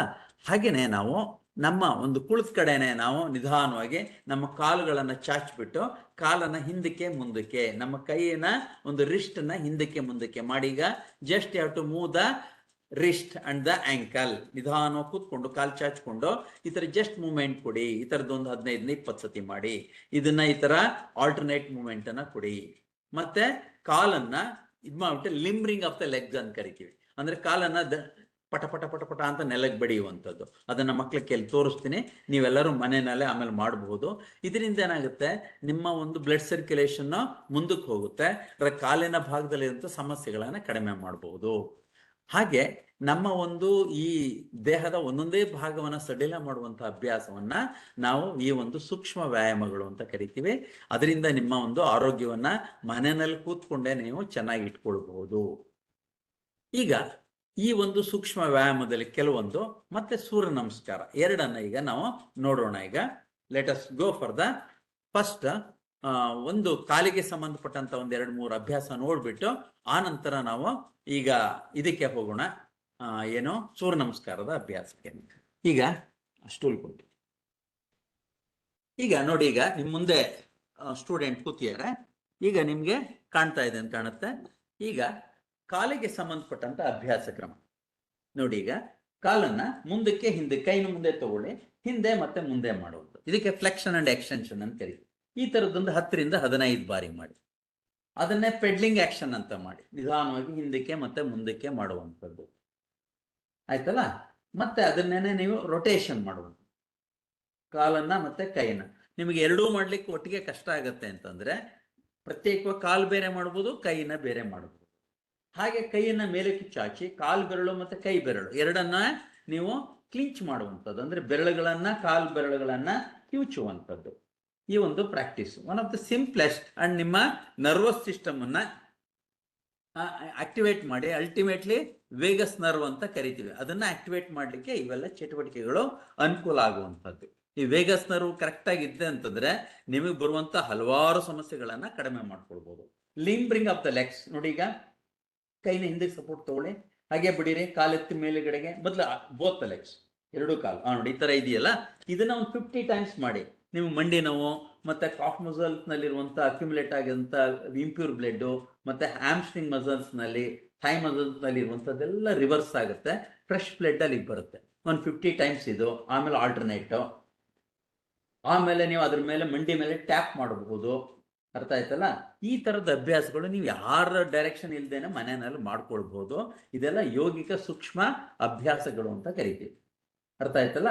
ಇದರ ಜೊತೆಗೆ ಬಹಳ ಸರಳವಾದಂತಹ ಉಸಿರಾಟದ ಅಭ್ಯಾಸದಲ್ಲಿ ಒಂದು ಟೈಗರ್ ಬ್ರೀತಿಂಗ್ ಅನ್ನುವಂಥದ್ದು ತುಂಬಾ ಯೂಸ್ಫುಲ್ ಬ್ರೀತಿಂಗ್ ಟೆಕ್ನಿಕ್. ನೋಡಿ, ಈಗ ಮಂಡಿಯಿಂದ ಮಂಡಿಗೆ ಅರ್ಧ ಕೈ ನಾಡುತ್ತೆ, ಮಂಡಿಯಿಂದ ಹಸ್ತಕ್ಕೆ ಅರ್ಧ ಕೈ ಆಡುತ್ತೆ, ಮುಂಗಾಲುಗಳನ್ನು ಆ ಮಂಡಿ ಆಗ್ಲಿಕ್ಕೆ ಇಟ್ಕೊಳ್ಳುವಂಥದ್ದು ಟೈಗರ್ ಅಥವಾ ಮಾರ್ಜಾಲದ ಉಸಿರಾಟ ಅಂತ. ನೋಡಿ, ಈಗ ಅಪ್ ಇನ್ಹೇಲ್ ಉಸಿರು ತಗೊಳ್ಳುವಂಥದ್ದು, down exhale, one up inhale, down exhale, two up inhale, down exhale, 3 up inhale, down exhale. ಇದು ಸ್ಯಾಂಪಲ್. ಈ ತರದೊಂದು 15 ಸತಿ ಮಾಡಿ ಆಯ್ತಲ್ಲ. ಒಂದು 15 ಟೈಮ್ಸ್ ಮಾಡಿದ್ರೆ ರಿಲ್ಯಾಕ್ಸ್. ಈಗ ಏನಾಗುತ್ತೆ, ನಿಮ್ಗೆ ಆ ಬೆನ್ನುಮಣಿ ಸರ ಅಂದ್ರೆ ಸ್ಪೈನಲ್ ಕಾರ್ಡ್ ಏನಿದೆ ಅದು ನಿಮ್ಮ ಒಂದು ಫ್ಲೆಕ್ಸಿಬಲ್ ಆಗುತ್ತೆ. ನರ್ವಸ್ ಸಿಸ್ಟಮ್ ಆಕ್ಟಿವೇಟ್ ಆಗೋದ್ರಿಂದ ಬ್ರೈನ್ ಸೆಲ್ಸ್ಗೆ ಹೆಚ್ಚು ನಿಮ್ಗೆ ಲಾಭ ಆಗುತ್ತೆ. ಮತ್ತೆ ನಿಮ್ಗೆ ಅದಲ್ದೇನೆ ನಿಮ್ಗೆ ಏನಾಗುತ್ತೆ, ನಮ್ಮ ಒಂದು ಯಾವಾಗ ಆ ಒಂದು ಬೆನ್ನುಮಣಿ ಸರ ಸರಿ ಹೋಗುತ್ತೆ ಆಗೇನಾಗುತ್ತೆ, ನಿಮ್ಗೆ ಬೆನ್ನಿಗೆ ಸಂಬಂಧಪಟ್ಟಂತ ಸಮಸ್ಯೆ ಕಡಿಮೆ ಆಗುತ್ತೆ. ಮತ್ತೆ ಯಾವಾಗ ನಾವು ಇದನ್ನ ಶೋಲ್ಡರ್ ಲೈನ್ ಅನ್ನು ಓಪನ್ ಮಾಡ್ತೀವಿ, ಥೊರಾಸಿಕ್ ಓಪನಿಂಗ್ ಸಿಗುತ್ತೆ, ಅಂದ್ರೆ ಲಂಗ್ ವಾಲ್ಯೂಮ್ ಇನ್ಕ್ರೀಸ್ ಆಗುತ್ತೆ. ಈ ಒಂದು ಟೈಗರ್ ಬ್ರೀತಿಂಗ್ ಅಂತ ಏನ್ ಕರಿತೀವಿ ಅಥವಾ ಮಾರ್ಜಾಲ ಉಸಿರಾಟ ಅಂತ ಏನ್ ಕರಿತೀವಿ, ಇದೊಂದು ಸರಳ ಅಭ್ಯಾಸದಿಂದ ಬೆನ್ನೋ ಕಡಿಮೆ ಮಾಡ್ಕೊಳ್ಬಹುದು, ಮನಸ್ಸಿಗೆ ಸಂಬಂಧಪಟ್ಟಂತ ಸಮಸ್ಯೆನ ಕಡಿಮೆ ಮಾಡ್ಬೋದು, ಉಸಿರಾಟದ ಸಮಸ್ಯೆನ ಕಡಿಮೆ ಮಾಡ್ಬೋದು, ಆಲಸ್ಯವನ್ನ ಹೋಗಿಸ್ಕೋಬಹುದು. ಈ ತರ ಸರಳವಾದಂತ ಅಭ್ಯಾಸಗಳು ಬಹಳಷ್ಟು ಇದೆ. ಹಾಗಾಗಿ ಇದೊಂದು ಸ್ಯಾಂಪಲ್. ಈಗ ಸೂರ್ಯ ನಮಸ್ಕಾರದ ಅಭ್ಯಾಸ ನೋಡೋಣ. ಈ ಸೂರ್ಯ ನಮಸ್ಕಾರ ಅಭ್ಯಾಸದಿಂದ ಇದೊಂದು ಸರ್ವಾಂಗ ಸುಂದರ ಅಭ್ಯಾಸ ಕ್ರಮ ಅಂತ ಕರಿತೀವಿ. ಇದು 12 ಹಂತದ ಸೂರ್ಯ ನಮಸ್ಕಾರ. ಡಯಾಬಿಟಿಕ್ ಆಗ್ಬಹುದು, ಒಬೆಸಿಟಿಗೆ ಆಗ್ಬಹುದು, ದೇಹದ ಆಲಸ್ಯಕ್ಕೆ ಆಗ್ಬಹುದು, ನಮ್ಮ ಓವರ್ ಆಲ್ ಹೆಲ್ತ್ಗೆ ಅನುಕೂಲ ಆಗುವಂಥದ್ದು. ದಿನ ನೀವು ಅದನ್ನ ಸೂರ್ಯ ನಮಸ್ಕಾರದ ಮಂತ್ರವನ್ನ ಹೇಳಿ ಮಾಡಬಹುದು, ಬೀಜ ಮಂತ್ರಗಳನ್ನ ಹೇಳಿ ಮಾಡಬಹುದು, ಇಲ್ಲ ಹಾಗೇನೆ ಮಾಡಬಹುದು. ಮಾಡುವಂತ ಸಣ್ಣ ಕ್ರಮವನ್ನ ನಿಮ್ಗೆ ತೋರಿಸ್ಕೊಡ್ತಾ ಇದ್ದೀನಿ. ಈಗ ನೋಡಿ, ಈಗ ಮೊದಲು ನಿಂತು ಮಾಡುವಂತ ಅಭ್ಯಾಸ ಇದು. ಈ ನಿಂತು ಮಾಡುವಂತ ಅಭ್ಯಾಸದಲ್ಲಿ ಮೊದಲು ನಮಸ್ಕಾರ ಮುದ್ರ, ಸ್ವಲ್ಪ ಮುಂದೆ, ಎಸ್, ಓಕೆ. ಏಕಂ ಊರ್ಧ್ವಾಸನ, ಉಸಿರು ತೊಳ್ತಾ ನಿಧಾನವಾಗಿ ಹಿಂದಕ್ಕೆ ಬಾಗು. ನಿಮ್ಗೆ ಎಷ್ಟು ಸಾಧ್ಯ ಅಷ್ಟು ಇದು ಮಾಡಿ. ಇವಳು ಜಾಸ್ತಿ ಬೆಂಡ್ ಆಗ್ತಾ ಇದ್ದಾಳೆ ಅಂದ್ರೆ ನಾಟ್ ನೆಸರಿ. ನಿಮ್ಗೆ ಎಷ್ಟಾಗುತ್ತೆ ಅಷ್ಟು ಹಿಂದಕ್ಕೆ ಬೆಂಡ್ ಆಗ್ಬೇಕು. ದ್ವಿಪಾದ ಹಸ್ತಾಸನ, ಮುಂದಕ್ಕೆ ಬೆಂಡ್ ಆಗುತ್ತೆ. ಮಂಡಿಯನ್ನ ಬೆಂಡ್ ಮಾಡ್ದೇನೆ ಕಾಲನ್ನ ಕೆಳಗಡೆ ನೇರ ಇಟ್ಕೊಂಡು ಮುಂದೆ ಬೆಂಡ್ ಮಾಡುವಂಥದ್ದು. ಏಕಪಾದ ಪ್ರಸರಣಾಸನ, ಬಲಗಾಲನ ಹಿಂದಕ್ಕೆ ತೆಗೆದುಕೊಂಡು ಹೋಗುದು, ಮಂಡಿಯನ್ನ ಸ್ಪರ್ಶ ಮಾಡೋದು, ಓಪನ್ ಮಾಡೋದು. ಇದು ನಿಮ್ಗೆ ನೋಡಿ ತೊಡೆ ಭಾಗ ನಿಮ್ಗೆ ಹೊಟ್ಟೆಗೆ ಒತ್ತೋದ್ರಿಂದ ನಿಮ್ಗೆ ಏನಾಗುತ್ತೆ, ಆ ಜೀರ್ಣಾಂಗದ ವ್ಯವಸ್ಥೆನ ಆಕ್ಟಿವೇಟ್ ಮಾಡ್ಲಿಕ್ಕೆ ಅನುಕೂಲ ಆಗುತ್ತೆ. ಅರ್ಥ ಆಯ್ತಲ್ಲ? ಇದಕ್ಕೆ ಅಶ್ವಸಂಚಲನಾಸನ ಅಂತಾನೂ ಕರೀತಾರೆ. ದ್ವಿಪಾದ ಪ್ರಸರಣಾಸನ ನೋಡಿ, ಇದೊಂದು ಆಸನ. ಇದು ಬರೀ ಇದೊಂದು ಆಸನ ನೀವು ಮಾಡಿದ್ರೆ ನಿಮ್ಮ ದೇಹದಲ್ಲಿರುವಂತ ವೆಯ್ಟ್ ಅನ್ನ ಕಡಿಮೆ ಮಾಡುವುದು. ಒಬೆಸಿಟಿಗೆ one of the best asana. ನಮ್ಮ ಒಂದು ಏನು what you call the gravitation law ಇದೆ, ಅದ್ರ ಪ್ರಕಾರ ಏನ್ ಮಾಡುತ್ತೆ, ನಿನ್ನ ಒಂದು ಕ್ಯಾಲೋರಿನ ಎಳೆಯುತ್ತೆ. ನೀನು ಎಗೇನೆಸ್ಟ್ ಟು ದಟ್ ನೀನು ಸ್ಟೇ ಮಾಡಬೇಕು. ಹಾಗಾಗಿ ದಿಸ್ ದ ಒಂದು ಸಿಂಪಲ್ ಪ್ರಾಕ್ಟೀಸ್. ದ್ವಿಪಾದ ಪ್ರಸರಣಾಸನ help to burn the fat. ನೋಡ್ಲಿಕ್ಕೆ ಏನು ಕಾಣಲ್ಲ, ಆದ್ರೆ ನೀವು ಹೆಚ್ಚು ಒಂದು 5-10 ಸೆಕೆಂಡು ಇಟ್ಕೊಳ್ಳಕ್ ಆಗಲ್ಲ. ಪಂಚ ಶಶಂಕಾಸನ ನೋಡಿ, ಇದು ಹೊಟ್ಟೆ ಮೇಲೆ ಒತ್ತಡ ಬೀಳುತ್ತೆ, ತೊಡೆಗೂ ಹೊಟ್ಟೆಗೂ ಒತ್ತಡ ಆಗೋದ್ರಿಂದ ಜೀರ್ಣಾಂಗ ವ್ಯವಸ್ಥೆ ಚೆನ್ನಾಗಾಗುತ್ತೆ, ಮತ್ತೆ ಪ್ಯಾಂಕ್ರಿಯಾಸ್ ಚೆನ್ನಾಗಿ ಆಕ್ಟಿವೇಟ್ ಆಗುತ್ತೆ, ತಲೆ ಭಾಗಕ್ಕೆ ರಕ್ತ ಪರಿಚಲನೆ ಚೆನ್ನಾಗಾಗುತ್ತೆ. ಹಾಗಾಗಿ ಶಶಂಕಾಸನ ವಿಶ್ರಾಂತಿಗೂ ಅನುಕೂಲ ಆಗುತ್ತೆ, ಜೀರ್ಣಾಂಗ ವ್ಯವಸ್ಥೆಯನ್ನು ಬಲಿಷ್ಠ ಮಾಡ್ಲಿಕ್ಕೆ ಅನುಕೂಲ ಆಗುತ್ತೆ. ಡಯಾಬಿಟಿಸ್ನವರು ಇದನ್ನ ಹೆಚ್ಚು ಮಾಡ್ಲಿಕ್ಕೆ ಬರೀ ಸರಳ ಎಷ್ಟನೇ ಮಾಡಿದ್ರು ನಿಮಗೆ ಲಾಭ ಜಾಸ್ತಿ ಸಿಗುತ್ತೆ. ಓಕೆ. ದೆನ್ ಸಾಷ್ಟಾಂಗ ಪಣಿಪಾದಾಸನ, ನಮ್ಮನ್ನ ನಾವು ಸಂಪೂರ್ಣ ಸರಳ ಮಾಡ್ಕೊಳ್ಳೋದು. ಟೋ, ನೀ ಮತ್ತೆ both palms and the Chin and the chest 8 ಭಾಗ ನೆಲಕ್ಕೆ ಟಚ್ ಆಗುತ್ತೆ. ಅದಕ್ಕೆ ಇದನ್ನ ಅಷ್ಟಾಂಗ ದಂಡ ಅಂತ ಕರಿತೀವಿ. ದೆನ್ ಸಪ್ತ ಭುಜಂಗಾಸನ, ಟೋ ಸಪೋರ್ಟ್ ತಗೊಳ್ಳಿ. ಇಲ್ಲಿ ಮಂಡಿಯನ್ನ ಟಚ್ ಮಾಡದೆ ನಾವು ತೊಡೆಯನ್ನ ಟಚ್ ಮಾಡೋದು, ದೇವನ ಹಿಗ್ಸುವಂತ ಪ್ರಯತ್ನ ಮಾಡ್ತೀವಿ. ಇದನ್ನ ಭುಜಂಗಾಸನ ಅಂತಾನು ಕರಿತೀವಿ. ಭುಜಂಗಾಸನ ಮಾಡೋದ್ರಿಂದ ನಿಮ್ಮ ಒಂದು ಥೊರಾಸಿಕ್ ಎಬಿಲಿಟಿ ಜಾಸ್ತಿ ಆಗುತ್ತೆ, ಉಸಿರಾಟದ ಸಾಮರ್ಥ್ಯ ಜಾಸ್ತಿ ಆಗುತ್ತೆ. ನಿಮ್ಮ ಒಂದು ಆಸ್ಥಮೆಟಿಕ್ ಪ್ರಾಬ್ಲಮ್ಗೆ ಏನೇನಿದೆ ಆಸ್ಥಮೆಟಿಕ್ ಪ್ರಾಬ್ಲಮ್ಗೆಲ್ಲ ಇದೊಂದು ಉತ್ತರ ಕೊಡುತ್ತೆ. ಹಾಗೆ ಬೆನ್ನೋವು ಯಾರಿಗಾರು ಇದ್ದರೆ ಬೆನ್ನೋವು ಕಡಿಮೆ ಆಗುತ್ತೆ. ಮತ್ತು ಯಾರು ಲ್ಯಾಕ್ ಆಫ್ ಇಂಟ್ರೆಸ್ಟ್, ನನಗೆ ತುಂಬ ಒಂಥರ ಈ ಲ್ಯಾಕ್ ಆಫ್ ಇಂಟ್ರೆಸ್ಟ್ ಅಂದರೂ ಇದು ತುಂಬ ಒಳ್ಳೆಯದಾಗುತ್ತೆ. ಅಧೋಮುಖ ಶ್ವಾನಾಸನ ಅಥವಾ ಭೂಧರಾಸನ ಅಂತ ಕರೀತೀವಿ ನೋಡಿ. ಈಗ ಮತ್ತೆ ನಿಮಗೆ ಬೆನ್ನಿನ ಇದಕ್ಕೆ ಸಂಬಂಧಪಟ್ಟಂಥದ್ದು, ತಲೆ ಭಾಗಕ್ಕೆ ರಕ್ತ ಪರಿಚಲನೆ ಆಗುವಂಥದ್ದು, ಬಹಳ ಮುಖ್ಯವಾಗಿ ಸಯಾಟಿಕ ಅಂದರೆ longest nerve in the body, ಆ ಸಯಾಟಿಕ ಪ್ರಾಬ್ಲಮ್ ಹೋಗ್ಲಾಡಿಸ್ಕೊಳ್ಳಿಕ್ಕೆ ಈ ಒಂದು ಆಸನ ನಿಮಗೆ ಹೆಲ್ಪ್ ಮಾಡುತ್ತೆ. ಮತ್ತೆ ಶಶಂಕಾಸನ ಕೌಂಟ್ ನಂಬರ್ 9 ಇದು. ಕೌಂಟ್ ನಂಬರ್ 10 ಮತ್ತೆ ಬಲಗಾಲನೇ ಮುಂದೆ ತೊಗೊಂಡ್ಬರ್ತೀರಿ. ಯಾವ ಕಾಲನ ಹಿಂದೆ ತೊಗೊಂಡೋಗಿರ್ತೀರಿ ಅದೇ ಕಾಲನ ಮುಂದೆ ತೊಗೊಂಡ್ಬರ್ತೀರಿ. ಮತ್ತೆ bring the left leg forward. ಪಾದಹಸ್ತಾಸನ ನೋಡಿ. ಪಾದಹಸ್ತಾಸನ ಒಂದೇ ನಿಮಗೆ ಸೈಟಿಕಾ ಪ್ರಾಬ್ಲಮ್ ಕಮ್ಮಿ ಮಾಡುತ್ತೆ, ಅಬ್ಡಮಿನಲ್ ಫ್ಯಾಟ್ ಅನ್ನ ಕಮ್ಮಿ ಮಾಡುತ್ತೆ, ಡೈಜೆಸ್ಟಿವ್ ಫೈರ್ ಅನ್ನ ಇನ್ಕ್ರೀಸ್ ಮಾಡುತ್ತೆ, ಹೆಡ್ ರೀಜನ್ಗೆ ಬ್ಲಡ್ ಸರ್ಕ್ಯುಲೇಷನ್ ಇನ್ಕ್ರೀಸ್ ಮಾಡುತ್ತೆ. ಮತ್ತೆ ಈ ಒಂದು ಯಾರು ಈಗ ವೆಯ್ಟ್ ಲಾಸ್ ಅಂತಾರೆ ಅಂಥವ್ರಿಗೆ ಇದು ತುಂಬಾ ಅನುಕೂಲವಾದಂಥ ಆಸನ. Again come up, bend back, stretch and back to namaskara mudra. ಇದನ್ನ ಕಂಟಿನ್ಯೂಸ್ ಹೆಂಗ್ ಮಾಡ್ಬೋದು ನೋಡಿ. ಏಕಂ ಉಸಿರು ತಗೊಳ್ಳಿ, ದ್ವಿ ಉಸಿರು ಬಿಡಿ, ತ್ರೇಣಿ ರೈಟ್ ಲೆಗ್ ಬ್ಯಾಕ್ವರ್ಡ್. ಈಗ ರೈಟ್ ಆಗಿತ್ತಲ್ಲ ಲೆಫ್ಟ್ ಮಾಡಪ್ಪ, ಲೆಫ್ಟ್ ಲೆಗ್ ಬ್ಯಾಕ್ವರ್ಡ್. ಚತ್ವಾರಿ ರೈಟ್ ಲೆಗ್ ಬ್ಯಾಕ್ವರ್ಡ್. ಪಂಚ ಶಶಂಕಾಸನ್. ಷಟ್ ಸಾಷ್ಟಾಂಗ ಪಣಿಪಾದಾಸನ್. ಸಪ್ತ ಭುಜಂಗಾಸನ್. ಅಷ್ಟ ಭೂಧರಾಸನ್. ನವ ಅಗೈನ್ ಶಶಂಕಾಸನ್. ದಶ right leg forward, sorry left leg. ಏಕಾದಶ ರೈಟ್ ಲೆಗ್ ಫಾರ್ವರ್ಡ್. ದ್ವಾದಶ come up, stretch and back to ನಮಸ್ಕಾರ. ಈಗ ನೋಡಿ, ಈ ಒಂದು ಸೂರ್ಯ ನಮಸ್ಕಾರದಲ್ಲಿ ಅಳವಡಿಸಿರುವಂತ ನಮ್ಮ ಹಿರಿಯರ ಒಂದು ಟೆಕ್ನಿಕ್ಕು ಇದು. ನಿಜವಾಗ್ಲೂ ಹೇಳೋದಾದ್ರೆ ಪತಂಜಲಿಗಳು ಅಥವಾ ಇನ್ಯಾರೋ ಋಷಿಗಳು ಇದನ್ನ ಅವರ ಒಂದು ಸೂತ್ರದಲ್ಲಿ ಬರೆದಿದ್ದಾರೆ ಅಂದ್ರೆ ಇಲ್ಲ, ಆ ಥರ ಅಲ್ಲ. ಯಾವುದೇ ಒಂದು ಪತಂಜಲಿ ಯೋಗ ಸೂತ್ರದಲ್ಲೂ ಬಂದಿಲ್ಲ, ಹಠಯೋಗದಲ್ಲೂ ಈ ಸೂರ್ಯ ನಮಸ್ಕಾರ ಬಂದಿಲ್ಲ. ಆದ್ರೆ ನಾವು ಯೋಗದಲ್ಲಿ ಬಳಸ್ತೀವಿ. ಯಾಕೆಂದ್ರೆ ನಮ್ಮ ಹಿರಿಯರ ಜೀವನ ಕ್ರಮ ಆ ಥರ ಇತ್ತು. ಹಾಗಾಗಿ ಸೂರ್ಯನ ಎದುರಾಗಿ ನಿಂತು ಮಾಡುವಂಥ ನಮಸ್ಕಾರದ ಪದ್ಧತಿಗಳು ಹಲವಾರು, ಅದರಲ್ಲಿ ಇದು ಒಂದು. ಹಾಗಾಗಿ ಇದನ್ನ ನಮ್ಮ ಒಂದು ಆಧುನಿಕ ಜೀವನದಲ್ಲಿ ಎಲ್ಲ ಶಾಲಾ ಕಾಲೇಜುಗಳಲ್ಲಿ ಜನರ ಜೀವನದಲ್ಲಿ ಹೆಚ್ಚು ವೃದ್ಧಿ ಆಗಬೇಕು ಅಂತ ಮಹಾರಾಷ್ಟ್ರದಲ್ಲಿ ಅವಂದಂತ ಒಂದು ರಾಜ್ಯ, ಆ ರಾಜ ಈ ಒಂದು ಸೂರ್ಯ ನಮಸ್ಕಾರ ಪದ್ಧತಿಯನ್ನ ಜನಪ್ರಿಯ ಮಾಡ್ತಾನೆ. ಅದರಿಂದ ಇದು ಪತಂಜಲಿ ಮಹರ್ಷಿಗಳು ಅಥವಾ ಹಠಯೋಗದಲ್ಲೇ ಯೋಗಿ ಸ್ವಾತ್ಮಾರಾಮ್ ಅವರು ಹೇಳದ್ದಲ್ಲ. ಇದು ಆಧುನಿಕ ಪದ್ಧತಿನಲ್ಲಿ ಹಿಂದೆ ಇದ್ದಂತಹ ಒಂದು ನಮ್ಮ ಒಂದು ಜೀವನ ಪದ್ಧತಿಯನ್ನ ಯೋಗ ಪದ್ಧತಿಯಾಗಿ ಬದಲಾವಣೆ ಮಾಡಿಕೊಂಡಂತ ಒಂದು ಕ್ರಮ. ಹಾಗಾಗಿ ಸೂರ್ಯ ನಮಸ್ಕಾರದ ಅಭ್ಯಾಸದಲ್ಲಿ ಹಲವಾರು ರೀತಿ ಇದೆ. ನೀವು ಒಂದೊಂದೇ ಆಸನನ ನೀವು ನಿಧಾನವಾಗಿ ಉಸಿರು ತಗೊಂಡು ಮಾಡ್ತಾ ಹೋದ್ರೆ ನಿಮ್ಗೆ ಅಷ್ಟು ಲಾಭಗಳು, 12 ಆಸನಗಳು ಮಾಡುವಂತ ಲಾಭ ಒಂದೇ ಒಂದು ಸೂರ್ಯ ನಮಸ್ಕಾರದ ಭಂಗಿನಲ್ಲಿ ಅಥವಾ ಅಭ್ಯಾಸದಲ್ಲಿ ನಿಮ್ಗೆ ಸಿಗುತ್ತೆ. ಇದಲ್ಲದೆ ಕೆಲವೊಂದು ಸರಳವಾದಂಥ ಆಸನಗಳು ಮಾಡಬಹುದು. ನಿಂತು ಮಾಡುವಂಥದ್ದು ಆಸನ. ಈಗ ನಮ್ಗೆ ಆಲಸ್ಯ ಹೋಗಿಸ್ಕೋಬೇಕು ಅಥವಾ ನಮ್ಮ ಒಂದು ಬ್ಯಾಕ್ ಸ್ಟ್ರೆಚಿಂಗ್, ಯಾವಾಗಲೂ ಮುಂದೆ ಬಾಗಿ ನಮಗೆ ಬೆನ್ನೋಗ್ತಾ ಇರುತ್ತೆ, ಮೆಂಟಲ್ ಬ್ಯಾಲೆನ್ಸ್ ಇರಲ್ಲ. ಅದಕ್ಕೆ ಸರಳವಾದಂಥ ಒಂದು ಉತ್ತಿತ ತಾಡಾಸನ ಅನ್ನುವಂಥ ಪ್ರಾಕ್ಟೀಸ್ ನೋಡಿ. ಈಗ ಈ ಕಡೆ ತಿರ್ಗಪ್ಪ. ಈಗ ಕಾಲುಗಳನ್ನು ಹತ್ತಿರ ತೊಗೊಳ್ಳೋದು. ಈಗ ನಿಧಾನವಾಗಿ 2 ಕೈನ ಪಕ್ಕಕ್ಕೆ ಚಾಚಿ ನಿಧಾನವಾಗಿ ಕೈನ ತಿರುಗಿಸಿ ತಲೆ ಮೇಲೆ ಇಟ್ಕೊಳ್ಳಿ. ಈಗ ನಿಧಾನ ಕೈನ ಮೇಲಕ್ಕೆ ಚಾಚಿ ನೋಡಿ. One of the simple practice. ಈಗ ಇದನ್ನ ರಿಸ್ಟನ್ನ ಆಚೆ ತಳ್ಳಿದೆ. ಇಲ್ಲಿ ನಿಮಗೆ ಈ ಒಂದು ಭಾಗದಲ್ಲಿ ನಿಮ್ಮ ಕೈನ ಮತ್ತೆ ಆ ಒಂದು ಕೈ ಹೊರಗಡೆ ಚಾಚಿದೆ, ಕಾಲ್ನಲ್ಲಿ ಈಗ ನಿಧಾನವಾಗಿ ಹಿಂಡಿ ಭಾಗವನ್ನ ಎತ್ತಾ ಇದ್ದಾರೆ. ಇದೇನಾಗುತ್ತೆ, ನಿಮಗೆ ಸರಳವಾಗಿ ದೇಹವನ್ನು ಹಿಗ್ಸುತ್ತೆ, ಮೆಂಟಲ್ ಬ್ಯಾಲೆನ್ಸ್ ಅನ್ನ ಕೊಡುತ್ತೆ. ಫಿಸಿಕಲ್ ಬ್ಯಾಲೆನ್ಸ್, ಮೆಂಟಲ್ ಬ್ಯಾಲೆನ್ಸ್ ಎರಡೂ ಇಲ್ಲಿ ಸಿಗೋದ್ರಿಂದ ಒಂದು ಸರಳವಾದಂಥ ಅಭ್ಯಾಸ ನಿನ್ನ ಒಂದು ಆಲಸ್ಯವನ್ನ ಕಡಿಮೆ ಮಾಡುತ್ತೆ, ಏಕಾಗ್ರತೆಯನ್ನ ಜಾಸ್ತಿ ಮಾಡುತ್ತೆ, ಮತ್ತೆ ಆಧುನಿಕ ಜೀವನದಲ್ಲಿ ಉಂಟಾಗುವಂತ ಒಂದು ಫಿಸಿಕಲ್ ಇಂಬ್ಯಾಲೆನ್ಸ್ ಅನ್ನ ಈ ಒಂದು ಇದು ಹೋಗಲಾಡಿಸುತ್ತೆ. ಅರ್ಥ ಆಯ್ತಲ್ಲ? ಹಾಗಾಗಿ ಮೆಂಟಲ್ ಅಂಡ್ ಫಿಸಿಕಲ್ ಬ್ಯಾಲೆನ್ಸ್ಗೆ ಈ ಒಂದು ತಾಡಾಸನ ತುಂಬಾ ಅನುಕೂಲ ಮಾಡುತ್ತೆ. ರಿಲ್ಯಾಕ್ಸ್. ಓಕೆ. ಹೀಗೆ ಆಸನಗಳಲ್ಲಿ ನಿಂತು ಮಾಡುವಂತ ಆಸನ, ಕುಳಿತು ಮಾಡುವಂತ ಆಸನ, ಮಲಗಿ ಮಾಡುವಂತ ಆಸನ, ಆ ಥರ ಸರಳವಾದಂಥ ಆಸನಗಳಿದೆ. ಅದನ್ನ ನಾನು ನಿಮಗೆ ಈಗ ಹೆಚ್ಚು ಟೈಮು ನಾನು ಈಗಾಗಲೇ ಆಲ್ಮೋಸ್ಟ್ 1 hour ಆಗ್ತಾ ಬಂದ್ಬಿಟ್ಟಿದೆ. ಹಾಗಾಗಿ ಮುಂದೆ ಇದರಲ್ಲಿ ಈ ಆಸನಗಳನ್ನ ಮಾಡ್ಕೊಳ್ಳೋದ್ರ ಜೊತೆಗೆ ನಿಮ್ಗೆ ಯಾವ್ದಾಗತ್ತೆ ಆಸನ ಮಾಡ್ಬೋದು, ಸರಳವಾದಂತ ಆಸನ. ಬೇಕಾದ್ರೆ ಅದರದ್ದು ಆ ಸರಳ ಆಸನಗಳ ಪಟ್ಟಿಯನ್ನ ಅಥವಾ ವಿತ್ ಫಿಗರ್ ಅನ್ನ ನಿಮ್ಗೆ ಚಾರ್ಟ್ ಅನ್ನ ನಿಮ್ಗೆ ಕಳಿಸ್ಕೊಡ್ತೀನಿ. ಅದನ್ನ ನೀವು ಇಟ್ಕೊಂಡು ಅಭ್ಯಾಸ ಮಾಡಬಹುದು, ಅಥವಾ ನಿಮ್ಮ ಹತ್ತಿರದಲ್ಲಿರುವಂತ ಯಾವ್ದಾದ್ರು ಯೋಗ ಶಾಲೆನಲ್ಲಿ ಅದನ್ನ ಕಲಿತು ನೀವು ಅಭ್ಯಾಸವನ್ನ ಮಾಡಬಹುದು. ಇನ್ನು ಆಸನಗಳಲ್ಲದೆ ಪ್ರಾಣಾಯಾಮ ಅನ್ನುವಂಥದ್ದು. ಈಗ ಉದಾಹರಣೆಗೆ ಎಲ್ಲ ಆರಾಮಾಗಿ ಕೂತ್ಕೊಂಡ್ಬಿಟ್ಟು ಇದಾದ ನಂತರ ನಾನು ಒಂದು ಡಯಾಬಿಟಿಕ್ಗೆ ಅಂದ್ರೆ ಏನೇನು ಆಸನ ಮಾಡ್ಬೋದು. ಈಗ ಸಮಯ ಮೀರಿದೆ, ಸಮಯ ಮೀರೋಗಿದೆ.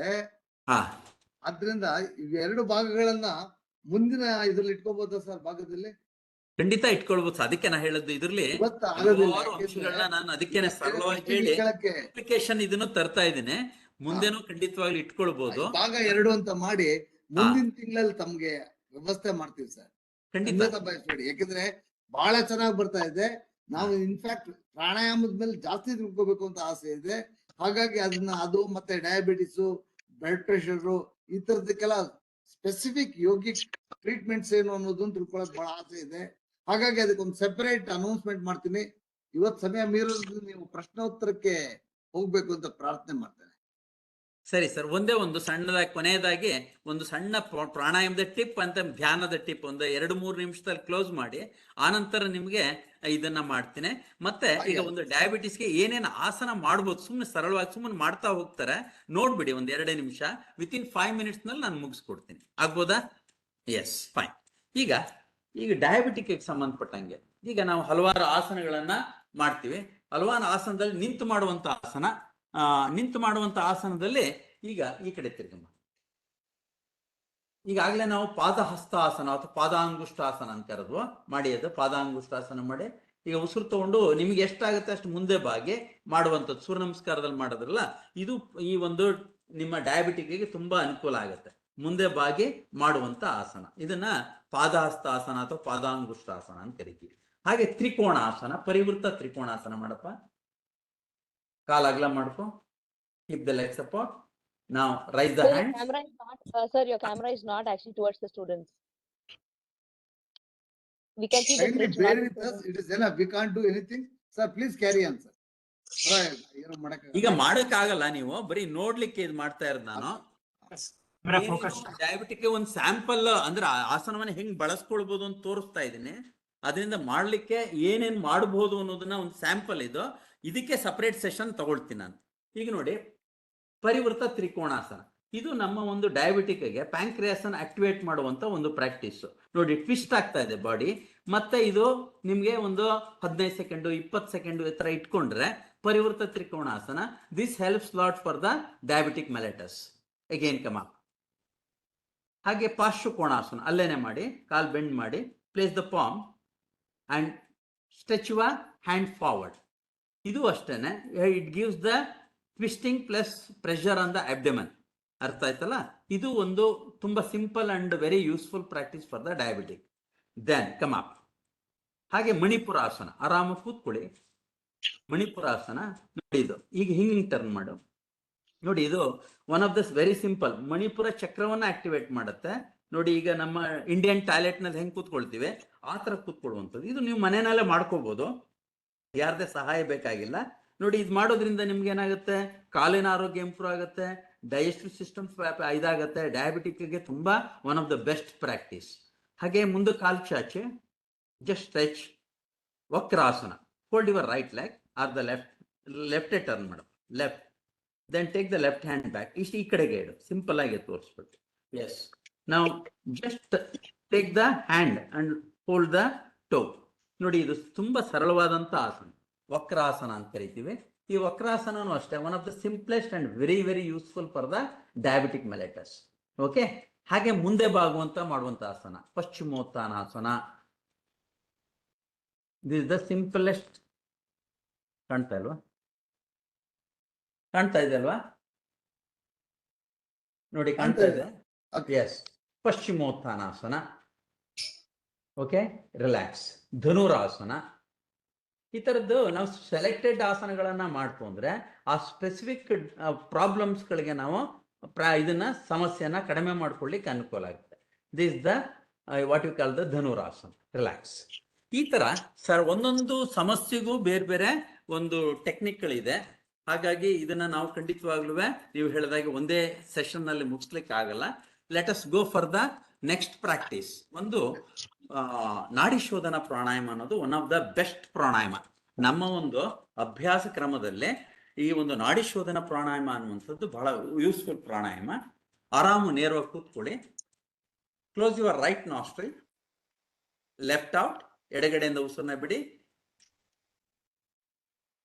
Left in, right out, right in, left out. This is one cycle. ಮತ್ತೆ ಎಡಗಡೆಯಿಂದ ಉಸಿರು ತಗೊಳ್ಳಿ, left in, right out, right in, left out. Repeat another 3 times. ಮತ್ತೊಂದು 3 ಬಾರಿ ಇದನ್ನ ಅಭ್ಯಾಸವನ್ನು ಮುಂದುವರಿಸಿ. Only 3 times. Feel the effect.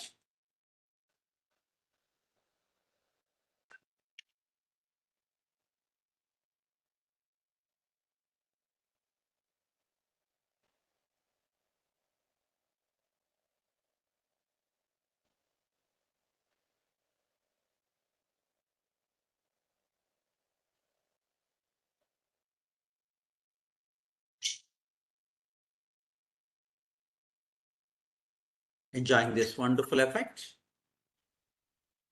Namaskar Mudra.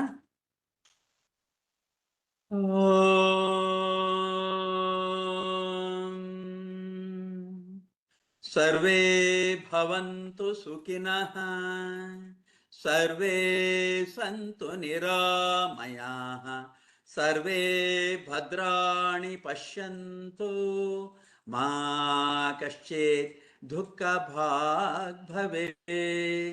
Om Shanti शांति शांति. हरि ओम तत्सत्. Give gentle touch to the facial region. Slowly and gently open your eyes. ನಿಧಾನವಾಗಿ ಕಣ್ಣನ್ನು ಬಿಡಿ. ಇವತ್ತಿನ ಒಂದು ಸೀಮಿತವಾದಂಥ ಅವಧಿನಲ್ಲಿ ಯೋಗ ಅಂದ್ರೇನು, ಅದರಲ್ಲಿರುವಂಥ ಚಟುವಟಿಕೆಗಳು ಯಾವುದು, ಮತ್ತೆ ಆರೋಗ್ಯ ಅಂದ್ರೇನು, ಆರೋಗ್ಯಕ್ಕೆ ಯೋಗದ ಚಟುವಟಿಕೆಯನ್ನು ಆಧುನಿಕ ಜೀವನದಲ್ಲಿ ಹೇಗೆ ಬಳಸ್ಕೊಳ್ಬೋದು, ಅದಕ್ಕೆ ಸಾಂಕೇತಿಕವಾಗಿ ಕೆಲವೊಂದು ಅಭ್ಯಾಸ ಕ್ರಮಗಳನ್ನು ತೋರಿಸಿದ್ದೀನಿ. ಇದು ಒಂದು ಓನ್ಲಿ ಮೋಟಿವೇಶನಲ್ ಟಾಕ್ ಅಷ್ಟೇ. ಇದು ಪರಿಪೂರ್ಣವಾದಂಥ ಅಭ್ಯಾಸ ಒಂದೊಂದೇ ಹಂತದಲ್ಲೇ ನಾವು ಮಾಡಬೇಕಾಗತ್ತೆ. ಅದಕ್ಕೆ ಮುಂದೆ ಸಮಯವನ್ನ ನಿಗದಿ ಮಾಡಿಕೊಳ್ಳೋಣ. ಈಗ ಏನಾದ್ರು ಪ್ರಶ್ನೆಗಳಿದ್ರೆ ಕೇಳಬಹುದು. ಮುಂದಿನ ತಿಂಗಳಲ್ಲಿ ಪ್ರಾಣಾಯಾಮದ ಬಗ್ಗೆ ಮತ್ತು ಕೆಲವು ದೋಷಗಳನ್ನ ನಿವಾರಣೆ ಮಾಡ್ಲಿಕ್ಕೆ ಬೇಕಾಗಿರುವಂತಹ ಯೋಗ ಅಭ್ಯಾಸದ ಬಗ್ಗೆ ನಿಖರವಾಗಿರುವ ಕಾರ್ಯಕ್ರಮವನ್ನ ಅನೌನ್ಸ್ ಮಾಡ್ತೇವೆ. ನೀವುಗಳು ನಿಮ್ಮ ಸ್ನೇಹಿತರ ಜೊತೆ ಸಹ ಬಂದು ಜಾಯ್ನ್ ಆಗ್ಬೇಕು. ದಯವಿಟ್ಟು ಇವತ್ತು ಸಮಯ ಮೀರೋದ್ರಿಂದ ಇನ್ನೇನು ಪ್ರಶ್ನೆ ತಗೊಳ್ಳೋದು ಬೇಕಾಗಿಲ್ಲ ಅನ್ಸುತ್ತೆ. ಗಂಗಾಧರಪ್ಪ ಅವರೇ ದಯವಿಟ್ಟು ವಂದನಾರ್ಪಣೆ ಮಾಡ್ಬೇಕು ಅಂತ ಕೇಳ್ಕೊಳ್ತೇನೆ. ಸರ್, ಇಲ್ಲಿ ಒಂದು ಸಣ್ಣ ಅನೌನ್ಸ್ಮೆಂಟ್ ಕೊಡ್ಲಿಕ್ಕೆ ಇಷ್ಟಪಡ್ತೀನಿ. ಜೂನ್ ತಿಂಗಳು ಜೂನ್ 21 ಅಂತಾರಾಷ್ಟ್ರೀಯ ಯೋಗ ದಿನ ಇದೆ. ಹಾಗಾಗಿ ನಮ್ಮ ಕರ್ನಾಟಕ ರಾಜ್ಯ ಅಮೆಚೂರ್ ಯೋಗ ಸ್ಪೋರ್ಟ್ಸ್ ಅಸೋಸಿಯೇಷನ್ ಮತ್ತೆ ಮೈಸೂರಿನ MV ಯೋಗಾಸ್ ಅಂದ್ರೆ ಮೈಸೂರು ವಿವೇಕಾನಂದ ಯೋಗ ಎಜುಕೇಶನ್ ಮತ್ತೆ YSF ಎಲ್ಲ ಕಂಬೈಂಡ್ ಆಗಿ ಒಂದು ಯೋಗಿಕ್ ಟಾಕ್ ಅನ್ನ ಸೀರೀಸ್ ಆಫ್ ಟಾಕ್ ಅನ್ನು ಕೊಡ್ತಾ ಇದೀವಿ. ಇದಕ್ಕೆ ಯೋಗ ಯಜ್ಞ ಅಂತ ಕರಿತೀವಿ. 1ನೇ ತಾರೀಕಿಂದ 21ನೇ ತಾರೀಕುವರೆಗೆ ಕಂಟಿನ್ಯೂಸ್ ಆಗಿ ಎವ್ರಿ ಡೇ ಈವ್ನಿಂಗ್ 7 to 8, 7ರಿಂದ 8 ಗಂಟೆ ದಿನನಿತ್ಯ ಒಂದೊಂದು ಟಾಕ್ ಇರುತ್ತೆ. 21 ಬೇರೆ ಬೇರೆ ಸಬ್ಜೆಕ್ಟ್ಗಳ ಬಗ್ಗೆ. ಹಾಗಾಗಿ ನಿಮಗೆ ಆ ಲಿಂಕ್ ಅನ್ನ ತಲುಪಿಸುವಂತ ಪ್ರಯತ್ನ ಮಾಡ್ತೀವಿ. ನೀವು ದಯಮಾಡಿ ನಿಮ್ಮ ಮನೆಯಲ್ಲೇ ಕೂತು ಆ ಒಂದು ಜ್ಞಾನವನ್ನ ಪಡಿಬಹುದು ಅಂತ ಹೇಳ್ತೀವಿ. ಮತ್ತೆ ಅದಾದ ನಂತರ ಸಮಯವನ್ನ ಇಲ್ಲಿ ಕೊಟ್ಟಾಗ ಮತ್ತೆ ಸ್ಪೆಸಿಫಿಕ್ ಆಗಿ ಏನು ಇದಕ್ಕೆ ಸಮಸ್ಯೆಗೆ ಬೇಕೋ ಆ ಪ್ರಾಕ್ಟೀಸ್ ಅನ್ನ ನಾವು ಆ 1 ಗಂಟೆನಲ್ಲಿ ಮಾಡೋಣ. ಧನ್ಯವಾದಗಳು. ದಯವಿಟ್ಟು ಹಾಗೆ ಮಾಡಿ ಸರ್. ನಾವು ಎಲ್ರಿಗೂ ಸರ್ಕ್ಯುಲೇಟ್ ಮಾಡ್ತೀವಿ. ನಮ್ಮ ಜನಗಳಿಗೆಲ್ಲ ಅನುಕೂಲ ಆಗ್ಲಿ ಅನ್ನೋದೇ ನಮ್ಮ ಆಶೆ. ಗಂಗಾಧರ ಖಂಡಿತ ಕಳಿಸ್ಕೊಡ್ತೀನಿ ಸರ್. ಅದನ್ನ ಯೋಗ ಯಜ್ಞ ಅನ್ನುವಂತ ಕಾರ್ಯಕ್ರಮ ತುಂಬಾ ಉಪಯುಕ್ತವಾದಂತ ಕಾರ್ಯಕ್ರಮ. ಅದು 21 ದಿನ ಇರುತ್ತೆ. ಕಳಿಸ್ಕೊಡ್ತೀನಿ ಸರ್. ಓಕೆ, ತುಂಬಾ ಧನ್ಯವಾದಗಳು ಯೋಗಾಚಾರ್ಯ ಡಾಕ್ಟರ್ ಗಣೇಶ್ ಕುಮಾರ್ ಅವರೇ. ಸೊ ಅಂಗೈಯಲ್ಲಿ ನಮ್ಮನೆ ಅಂದ ಹಾಗೆ ಅಂಗೈಯಲ್ಲಿ ಆರೋಗ್ಯ, ನಮ್ಮ ಕೈಯಲ್ಲಿ ನಮ್ಮ ಆರೋಗ್ಯ ಇದೆ ಯೋಗದ ಮೂಲಕ ಅಂತ ಹೇಳ್ಬಿಟ್ಟು ನೀವು ಸರಳವಾಗಿ ಸುಂದರವಾಗಿ ನಮ್ಮ ಮನಮುಟ್ಟುವಂತೆ ನೀವು ಎಕ್ಸ್ಪ್ಲೈನ್ ಮಾಡಿದಿರಿ. ಈ ಸಂದರ್ಭದಲ್ಲಿ ಸರ್ವಜ್ಞ ಕವಿಯ ಒಂದು ನಾಣ್ಣುಡಿ ಇದೆ, ಊಟ ಬಲ್ಲವನಿಗೆ ರೋಗವಿಲ್ಲ, ಮಾತು ಬಲ್ಲವನಿಗೆ ಜಗಳವಿಲ್ಲ. ಸೊ ಅದೇ ತರ ಯೋಗ ಬಲ್ಲವನಿಗೆ ರೋಗವೂ ಇಲ್ಲ, ಜಗಳವೂ ಇಲ್ಲ. ಸೊ ಇದು ಆಗಿದೆ ಈಗ. ಸೊ ನಾವು ಯೋಗ ಮಾಡೋದ್ರಿಂದ, ಧ್ಯಾನ ಮಾಡೋದ್ರಿಂದ, ಪ್ರಾಣಾಯಾಮ ಮಾಡೋದ್ರಿಂದ ದೈಹಿಕವಾಗಿಯೂ ಮಾನಸಿಕವಾಗಿಯೂ ಆರೋಗ್ಯವಂತವಾಗಿಯೂ ಸದೃಢವಾಗಿಯೂ ಒಳ್ಳೆ ಸತ್ಪ್ರಜೆಗಳಾಗಿ ನಾವು ಸ್ನೇಹ ಸಹಬಾಳ್ವೆಯಿಂದ ಸಾರ್ಥಕ ಜೀವನ ನಡೆಸಬಹುದು ಅನ್ನೋದ್ರ ಬಗ್ಗೆ ನೀವು ಮನಮುಟ್ಟವಾಗಿ ನೀವು ಎಕ್ಸ್ಪ್ಲೈನ್ ಮಾಡಿದರೆ, ಮುಂದಿನ ಪಾರ್ಟ್ ಅಲ್ಲಿ ನೀವು ಪ್ರಾಣಾಯಾಮದ ಬಗ್ಗೆ ಮತ್ತು ಬೇರೆ ಬೇರೆ ವಿಚಾರಗಳ ಬಗ್ಗೆ ನಮಗೆಲ್ಲ ಮಾಹಿತಿ ಕೊಡಿ ಅಂತ ಈ ಮೂಲಕ ತಮ್ಮನ್ನು ಕೇಳಿಕೊಂಡು ಇಷ್ಟೊತ್ತು ನಮ್ಮ ಕಾರ್ಯಕ್ರಮದಲ್ಲಿ ಭಾಗವಹಿಸಿದ್ದಕ್ಕೆ ತಮಗೆ ಹೃತ್ಪೂರ್ವಕ ಧನ್ಯವಾದಗಳು ನಮ್ಮ ಸಂಪ್ರಭ ಸಂಸ್ಥೆಯಿಂದ. ನಮಸ್ಕಾರ, ಧನ್ಯವಾದಗಳು ಎಲ್ಲರಿಗೂ ಅವಕಾಶಕ್ಕಾಗಿ. ಎಲ್ಲ ಭಾಗವಹಿಸಿದ ಸದಸ್ಯರಿಗೂ ಮತ್ತು ಇತರರಿಗೂ ವಂದನೆಗಳು. ಈ ವಿಚಾರವನ್ನ ಎಲ್ಲರಿಗೂ ತಲುಪಿಸ್ಬೇಕು ಅಂತ ಹೇಳ್ತೀವಿ. ಇದನ್ನ ವಿಡಿಯೋ ಕಾರ್ಯಕ್ರಮ ತಮಗೆ ಡೀಟೇಲ್ಸ್ ಕಳಿಸ್ತೀವಿ, ಎಲ್ರು ನೋಡ್ಬೇಕು ಅಂತ ಕೇಳ್ಕೊತೇನೆ. ನಿಮ್ಮ ಸ್ನೇಹಿತರು ಹೇಳಿ ಇದರ ಉಪಯೋಗ ಮಾಡ್ಕೊಳ್ಳಿ ಅಂತ. ಹಾಗೆ ಮುಂದಿನ 2 ವಾರಗಳು ಚಾಣಕ್ಯನ ಬಗ್ಗೆ ಕಥಾವಳಿಯನ್ನ ಇಟ್ಟಿದ್ದೇವೆ. ನಿವೃತ್ತ ಪ್ರೊಫೆಸರ್ ಒಬ್ರು NMKRV ಅವರು ಬಂದು ಮಾತಾಡ್ತಾ ಇದ್ದಾರೆ. ತಾವುಗಳೆಲ್ಲ ಅದನ್ನ ಅನೌನ್ಸ್ಮೆಂಟ್ ನಾಳಿದ್ದ ಕಳಿಸ್ಕೊಡ್ತೀನಿ. ತಾವುಗಳೆಲ್ಲ ಇಷ್ಟೇ ಸಂಖ್ಯೆಯಲ್ಲಿ ಬಂದು ಭಾಗವಹಿಸಬೇಕು ಅಂತ ಕೇಳ್ಕೊತೇನೆ. ಶುಭರಾತ್ರಿ.